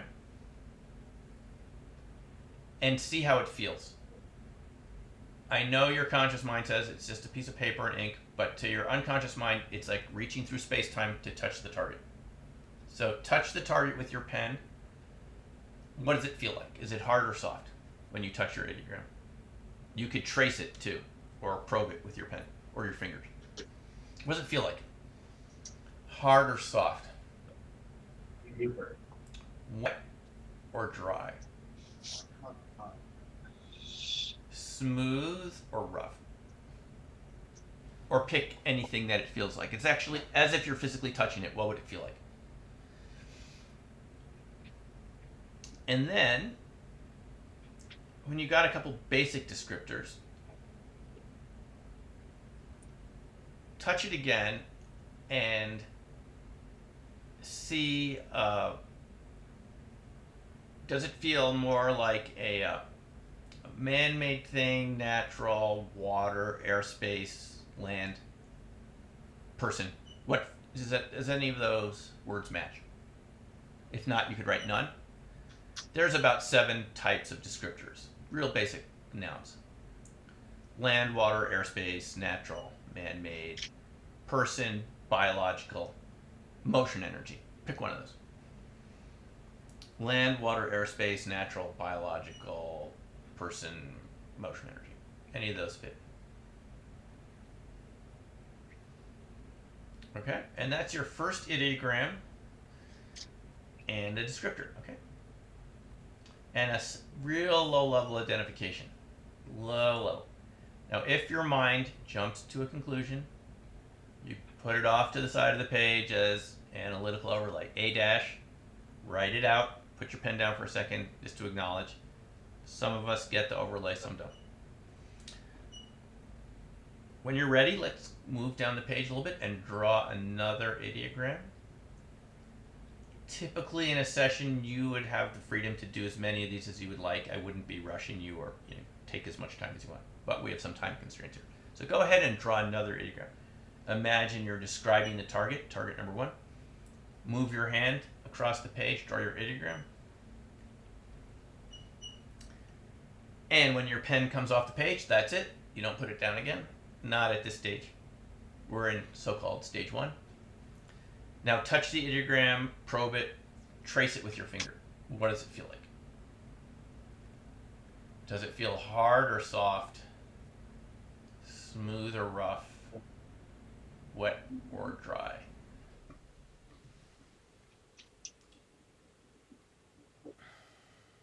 Or any other basic word that comes to mind. And also take a look at your ideogram. How did it move across the page? Was it, is it looping? Is it going straight up or down? I mean, just kind of describe how it moved. That's another way to get some sort of contact with the ideogram. How did it move across the page? Is it a straight line? Is it going up and down? Is it looping around? Whatever. Just describe it.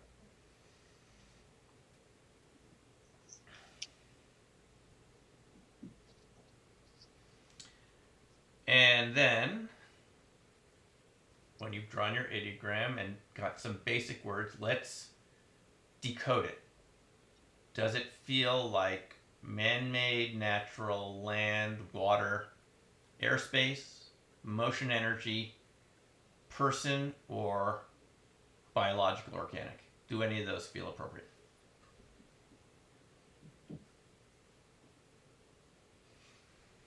And pick one of those.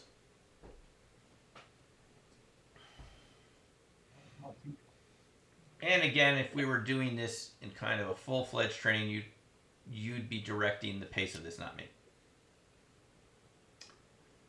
So this is phase 1. Real basic identification. We're not even using nouns yet, except for these real basic ones, The basic 7 that I mentioned. Just the feeling of it. Now let's go to phase 2. So you could write P2 there if you'd like. Let's get some sensory information about the target. Go back and touch the ideogram again, and I'm going to give you these cues. And what I'd like you to do is just write down the first thing that comes to your mind when I say these cues. If it's a noun or a big 3D image, put it off to the side as overlay. Okay? So here are the sensory cues, and you write down, if anything comes to mind when I say them, just write it down in terms of describing the target. Sounds. What? Sounds. Colors. Do you perceive any colors at the target site? Temperatures.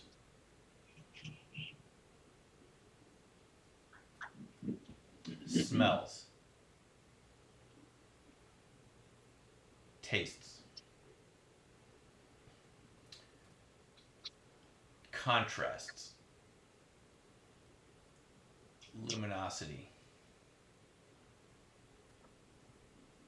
sounds, colors, smells. Now this is going to be often very subtle stuff, but it's there. It's going to be there in your awareness. Contrast, luminosity. If you don't get anything when I say those words, that's okay. Just wait till something pops up. Colors, temperatures.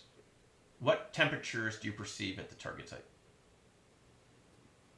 Usually pick the first thing that comes to your mind. So kind of like taking a test. It's usually, if you wait too long, your conscious mind will override it. This is pretty subtle.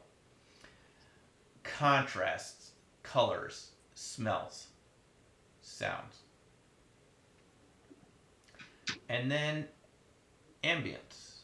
What's the ambience of the target site? Ambience is kind of like the emotional tone. A little more subtle. Colors. Temperatures. And now let's move on to dimensional. Shapes. Size. If the data flow slows, go back and touch your ideogram again. Pick one of them and touch it to get the data flowing again. Patterns.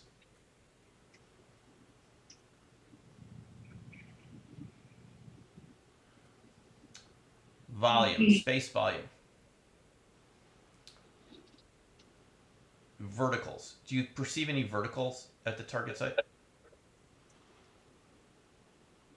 Horizontals. Any horizontals? Diagonals. Quantity. Direction. Patterns. Often what comes through in a session like this are anything that's repeated for whatever reason seems to come through a little easier than other information, kind of repeating patterns, whatever they are. Patterns. Shapes. Sizes.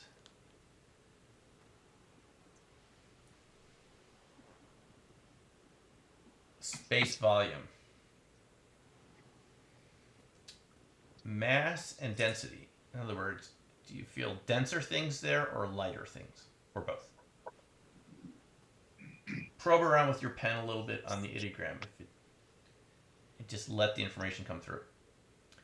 Shapes, sizes, colors,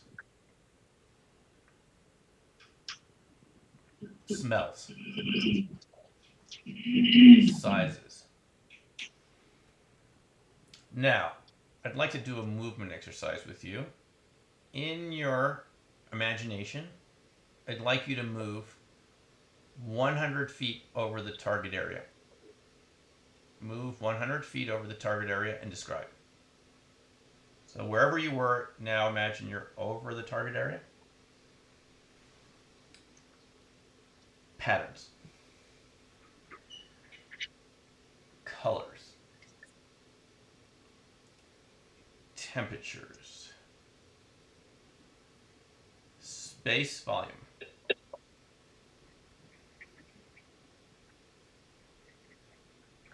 Size. Shapes. Anything else that you're perceiving that you want to write down? Remember, keep it low level, not too just descriptions, adjectives, adverbs, things like that, verbs. And now let's move on and draw a sketch. So look back at any of the words you wrote on your page and sketch in where they belong. You might want to get a new sheet of paper or move down if you have enough space, but give yourself some room for this. You can either put your pen on the page and just let it move around. You can take it off the page and draw again. Or you can look back at what you wrote and ask yourself, where does that belong on the page? And just again, use your gut feeling. Just do a sketch. Where do things belong on the page? Whatever you wrote, where would it fit? Or just put your pen on the page and we like to say, be foolish. Don't worry. Just put your hand and let it move around. Because again, there's a part of you that already knows the target, even if you don't consciously know what it is. And don't be afraid of being wrong. I mean, this is practice, so it doesn't matter. Draw your sketch. Either use a full piece of paper or a big chunk of the bottom part of the paper if you have room. And this is usually called phase 3 sketch. And make a note: does the target make you feel any particular way? Make a note of that too. Because as you get more contact with the target, you sometimes get a reaction to it, a feeling that you like it, you don't like it. It's an emotional reaction. You want to record that also. Okay?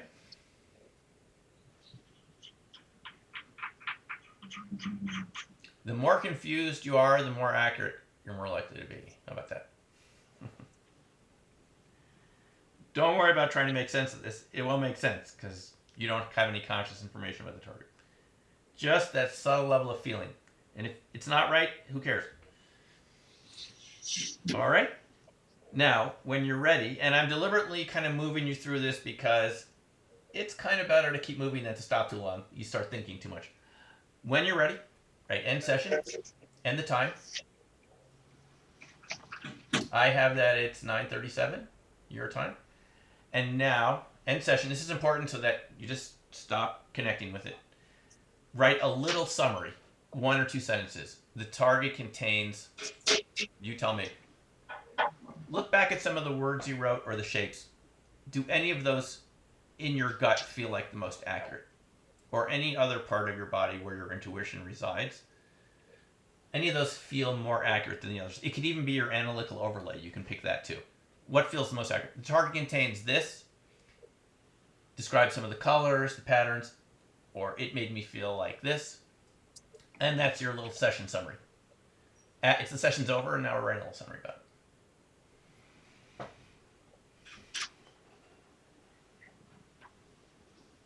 Okay.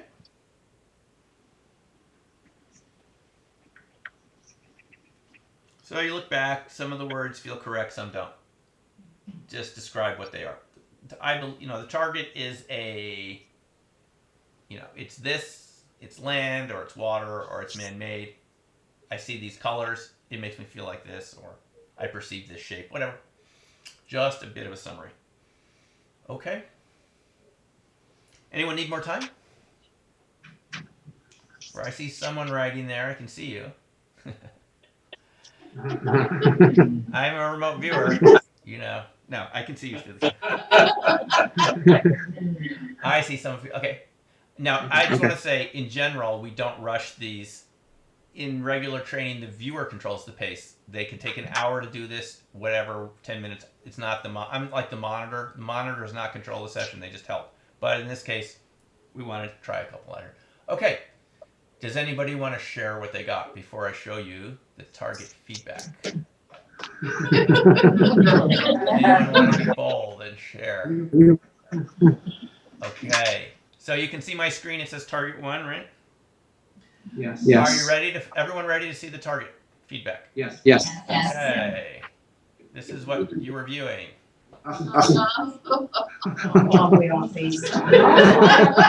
Did anybody get a gold color? No. Did anyone get a pointed object? Or man-made? Did anyone get man-made? Man-made, yes. And anyone get like a triangle or a mountain or anything like this? I got a triangle in the beginning and then I started getting. Okay.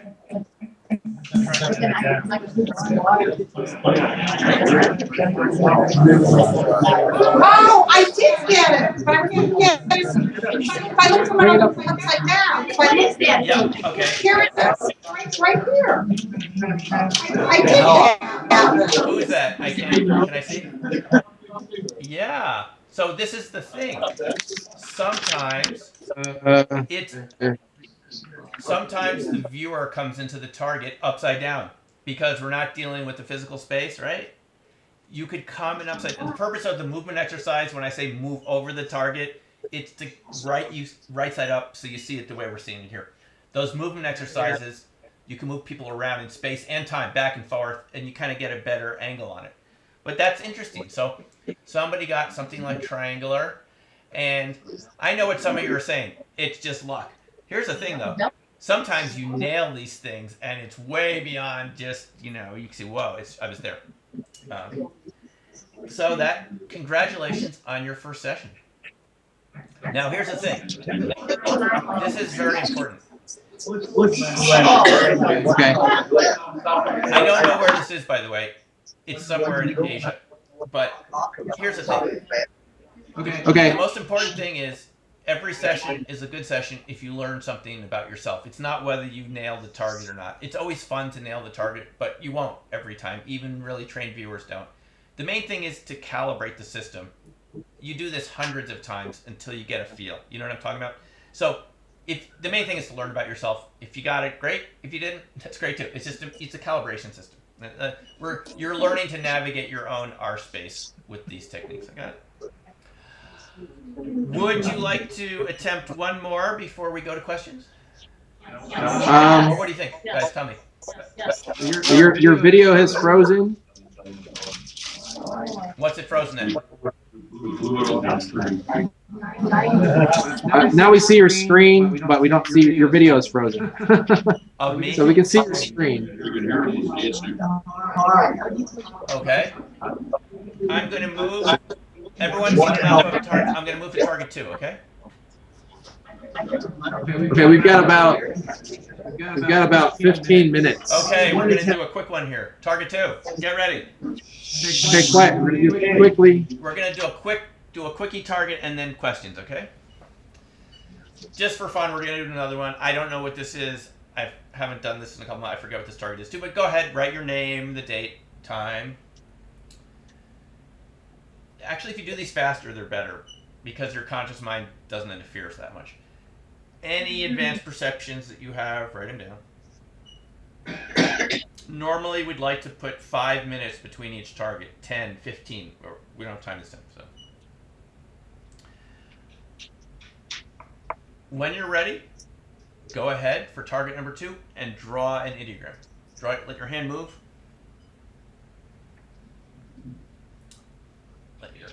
Draw your ideogram. Now touch it. How did the line move? Is it looping or moving straight or up or down? How did the line move?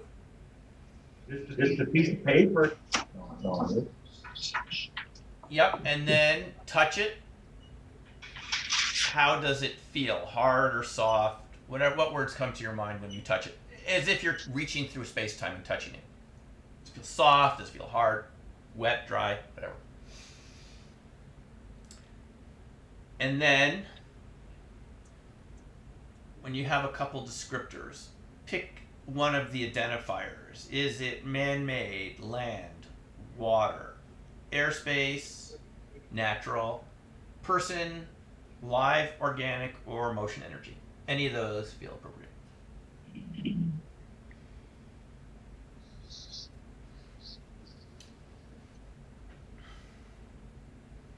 Man-made, natural, live, organic, airspace, land, water, motion energy. Any of those simple nouns, right? Pick one.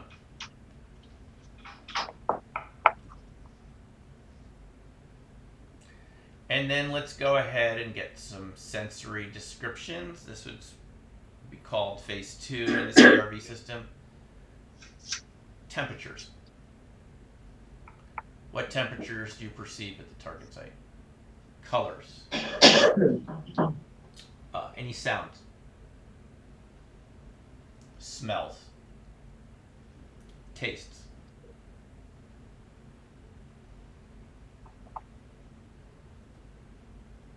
Luminosity, contrasts. Is it light or is it dark? Sounds.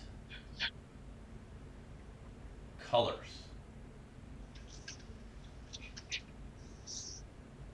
Now go ahead and move back 50 feet from the target and describe. Move back 50 feet from the target. Describe colors, temperatures. sounds,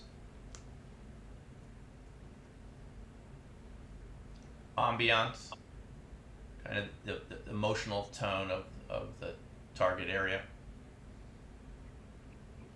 You know, is it fun? Is it boring? Whatever you pick up. Patterns. Do you perceive any patterns? Space volume. Mass density. Direction. Shapes. Describe any shapes you perceive. Mass density. Space volume. Sounds. Colors. Patterns.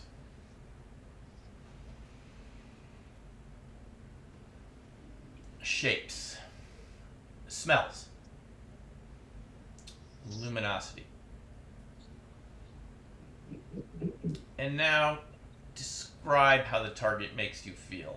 Ingo Swan called it aesthetic impact. You know, he's an artist. I call it viewer impression. Does the target making any impression on you emotionally?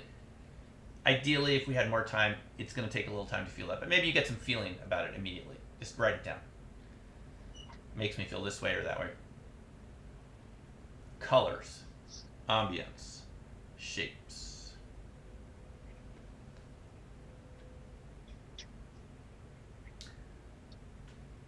Okay, that's some sensory and dimensional, or we call magnitudes. Now, go ahead, get another sheet of paper or move down. Let's draw a sketch. Look back at what you wrote. Where does it belong on the page if you were sketching a three-dimensional sketch for us? Or put your pen on the page and let your hand move around. I like that technique too. You don't have to know what you're doing. Part of what you're learning here is there's a part of you that knows what it's doing even if you don't consciously know what it's doing. So let your hand move around, just trust it. Draw what feels like you need to draw.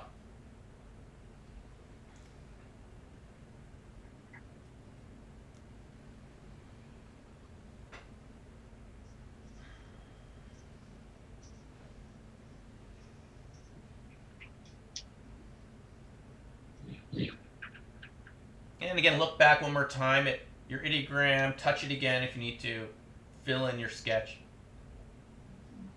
You can do these mini sessions. They're just as accurate as ones that are longer. You just don't get quite as much detail, obviously. If we spent an hour on this, we would get a lot more detail. Okay, so you have a basic sketch there, some of the words. You know, probe around the sketch a little bit. You could label it. You know, this area looks this color, so whatever feels appropriate to you. And then go ahead and end your session. It's a good little mini session.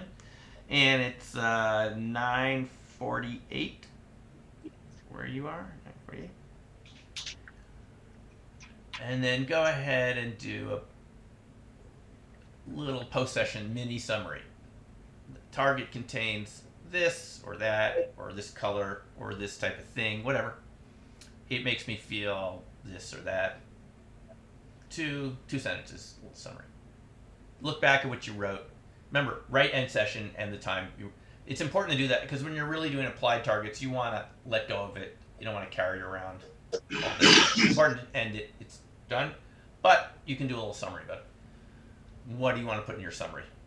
Anything you saw there. And again, I just want to remind you, this isn't going to make conscious sense because you don't know what the target is yet. Consciously. It's just a feeling. Very subtle. All right. Okay. Okay. Everyone ready for the feedback? Yeah. Yes. Yes. Okay. And your feedback is? Whoa. Something orbiting the Earth in space. Anybody get a space station? Anyone get blue?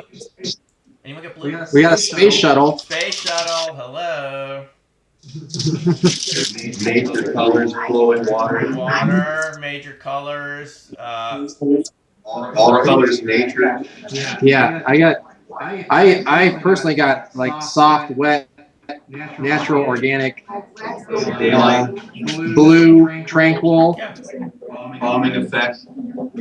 exactly. You got so somebody said a calming effect. You see how that kind of comes through? That's what comes through to me here. It's kind of calm, right? Yeah. It comes through space time back to you while you're still doing the session. Yeah. Actually, I drew that before you started. Okay. Again, percent. I drew that on the first image, and before you started the first one, I drew the other one. Okay. A triangle with a figure standing. Now, There's a lot, yeah. yeah, if we had more time, we would do more movement exercises. I would say now move closer to the target, move around. Even if I don't know what the target is, we can do movement exercises. We can move forward in time, 5 minutes, 10 minutes. Keep getting a different angle on it, and you really get a more in-depth description. Yeah, but good job. I mean, this is it's a good job. You followed the instructions. Some of you got that feeling of contact, the calm feeling, the blue, the water. I like something. I got off. What was that? It's everyone's just kind of Talking at once. That's typically what happens. Well, okay. Quiet, please. Quiet. Okay. Maybe we should move to questions since we've got a little less than 10 minutes. let me just say left one to go more here. thing. Good job, all of you. Please. If you would like to, just a little pitch for myself. I have online training at virtualviewing.org. I have a human fusion course where we apply this to yourself. If you want to train in this, I'm just throwing this out there. But go ahead and questions, any reaction to anything I said. I mean, you could completely disagree with me on anything. I'm fine with that. But what would you like to say or comments? Anything? The one on the plane where it's missing. Well, we do have 3 viewers working on it right now. The challenge is, I keep telling them don't turn on the news because it's obviously contaminate your session. We want this to be, here's the funny thing, folks, about this. The more you know about the target, the harder it gets to do it. Why? Because your conscious mind starts inventing, oh, I know what this is. If you tell them, okay, it crashed somewhere, I'm just making this up, it crashed somewhere in Nepal, you're going to see stuff. It's actually easier to do this the less you know about it. When you know about the target, it's called front-loaded. Sometimes you do it that way. You've got, like, someone will call me, say, I've got a missing cat. What's the name? It's a little bit of front-loading. You're looking for a cat in the neighborhood. So there's a little front-loading here. Yeah. Can you share? Hold on. Can you share put your Skype? Right, because your video locked up on our end, but we can see you on your Skype on your screen. Can you put your Skype in front of your presentation? Sure. Yeah, I don't know. Is that better? We can see ourselves now. Can you show both so we can see your video? Let me turn off. It's weird, huh? Okay, let me turn off screen sharing.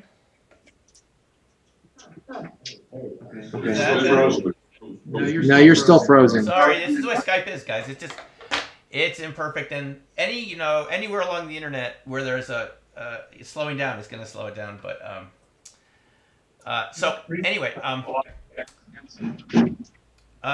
the reason I connect this into UFO and ETs, I think my experience is when you practice this more, you get more ET contact, whether you want it or not. It opens up an aperture to yourself. I really sincerely believe this, whether this is a topic you're interested in or not, before you can make contact with something else on the outside, you need to actually identify the frequency of it, or you won't even perceive it in your own reality. After all, we're all pretty much hardwired by the time we're adults, and I mostly see adults in the room, to think your brain thinks it knows what's real. You've seen these pictures where someone takes a picture of a UFO, and they see it in the photo, but they didn't see it at the time. Or even like an alien, like that famous picture from the picnic where there's something behind, You don't see it because our mind, as we said before, is so good at editing everything out, it doesn't think you need to see. My experience, people who do this type of practice, it's not just UFOs. You start seeing more of what's there, and there's a lot more out there than your conscious mind usually sees. So this is good exercise for that, and I think this facilitates contact with more of yourself, and you start perceiving more of reality, of which UFOs and ETs are one component of that. I don't even know if they're the most important component, but they're one component of the unknown that you begin to perceive more of. You know, there's one story I think of right now. I guess I should say it. It's flowing in my mind. I had a woman in my class back in '98 from Estes Park nearby here, near Rocky Mountain National Park. I had her view a crop circle, and she didn't like it at all. It was that Milk Hill formation I showed you, the fractal, and I couldn't get her. She said, "I'm not doing this anymore." Okay, I said, "Fine, end the session." The last thing she wrote is, it makes me feel like, something like I'm out in the field, and then she stopped. Okay. I talked to her earlier. She said, it made me feel. It reminded me of an extraterrestrial event when they came over the house. It was scary and so forth. I said, it's fine. Last couple things were accurate. About a week later, she called me and said, you know what? I was driving around Estes Park at night. This huge light appeared at the intersection. It was the size of a VW bug. Green, right? And it just stayed there for 30 seconds at the intersection and then sped off at the fastest possible speed. She said, I don't think if I had done your session, it would have happened. I felt like it made me, opened me up to that, and it wasn't scary. So this process, if you're like me, it's a little unnerving. You're describing without knowing what you're doing. It's like feeling around in the dark. You don't know what you're doing, but you can't get hurt. It's just a piece of paper and a pen, right? It opens you up to aspects of your own consciousness that you and I haven't, honestly, unless we're like an artist or something, haven't had a lot of training in. And I think it's a healthy thing to do that. I think it's a part of our culture that's been ignored, and it has something to do with the UFO phenomena. And I think the more we get to know this part of ourselves, the more that phenomena won't seem so strange, so alien. I often say to folks, this feels like contacting your inner alien, because when I get this information in an RV session, it's like, where did that come from? I get a color, I get a sound. It's like your inner alien's talking to you. It's just you. It's just a part of you don't know that well, because we haven't had a lot of training in this. So anyway, that's my take on it. What do you think? Yeah. I was interested in reading your book. How at the Farsight Institute, they were giving you these kind of esoteric targets, and you didn't know it. And then once everybody was viewing these targets like crop circles and UFOs and things, or underground bases or whatever, then like you said, people started having even weirder experiences Yes. outside of the viewing. Right. It happened to me too. I described some things that happened in, felt like I was dreaming, but when I woke up, I really felt like physical effects of like having been on a little ship, and I had the kind of classic abduction experience at Farsight. It wasn't painful or anything. It just felt like I was meeting friends I hadn't seen in a while, and these little short guys, like, oh yeah, there they are. It wasn't a big deal, and it happened to me too. It's very interesting. Is it just suggestion, or are you opening up to other frequencies that you're kind of there, but you're closing them off, right? That's kind of my take on it. That's why I call it opening minds, by the way. And I think here's the neat thing about this, folks. Each of you has some unique skill or ability that the more you open to this, you'll find. I don't know what that is without talking to you directly, but I know we all have more potential than we're really used to. And this type of exercise, if you like it, if this doesn't appeal to you, fine. There's a lot of other ways to explore your art space, your imagination, your creativity. This is one way. It's kind of fun. It's a system. There's other ways to do it. But this type of practice opens you up. And it's true, Aaron. People at Farsight started having, there's one description of this guy, Buzz, who, passed away a few years ago, but he had this feeling of a ball of light coming into the room. And you remember that? And he touches it, and he gets like this shock. The target happened to be something to do with Mars and Martians, which Courtney believed were actually real, aliens in the parallel reality or something like this. And that was the target. He didn't know this, but this ball of light came in. When I looked at his session, before the ball of light came into the room, he was off target, as we say, right? He was just describing nothing I could identify. As soon as he gets that feeling, it wasn't pleasant, by the way. He felt like a shock or like a burning feeling. The monitor in the room did not see this come in, but this guy swore to me it floated in and he touched it. you know, again, it's this kind of intermediary space. For him, it was real.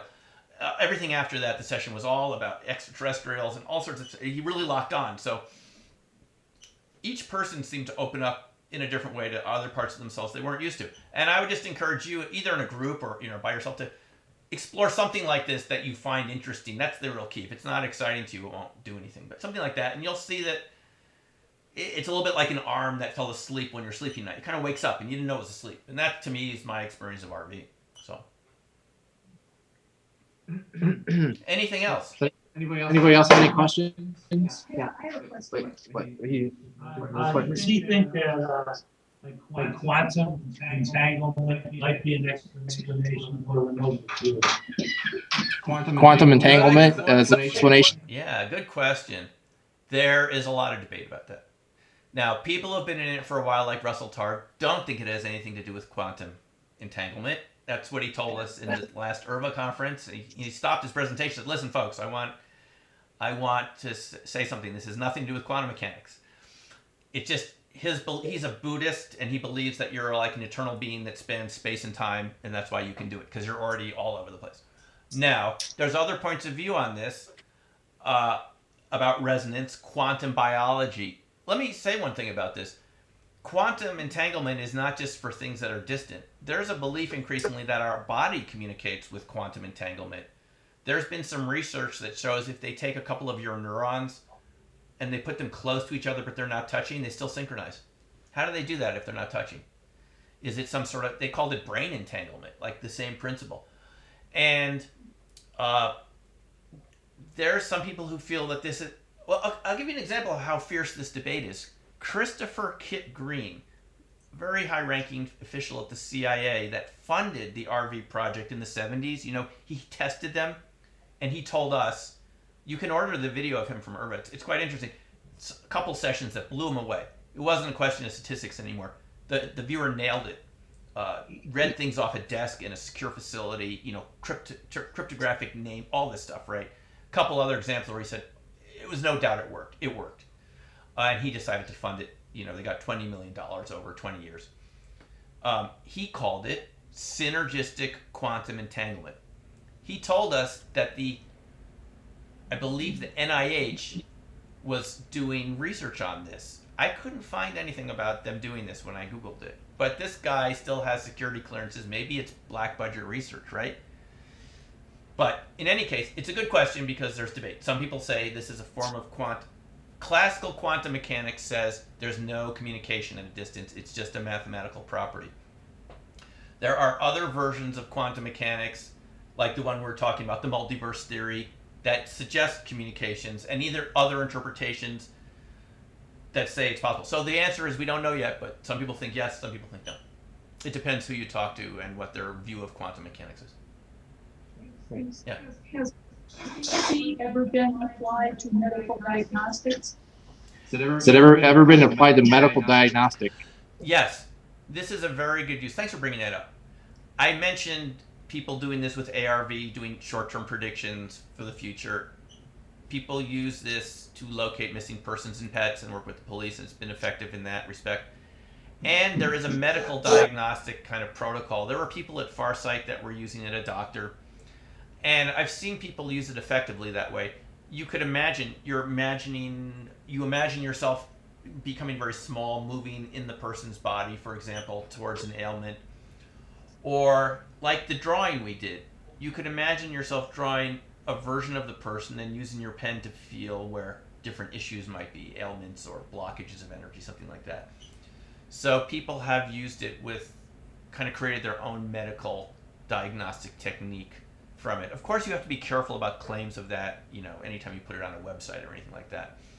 But people have done it, and I've seen some examples where they seem to know something that the person hadn't told anyone about. They weren't so happy when the viewer said, I got this in you, and the person said, how did you know that? So there are people that use it in that way too. Okay, I think in the interest of time, I think we're gonna have to stop here. But thank you very much. Well, thanks. Feel free to get in touch, and we'll be talking with you again soon. Okay.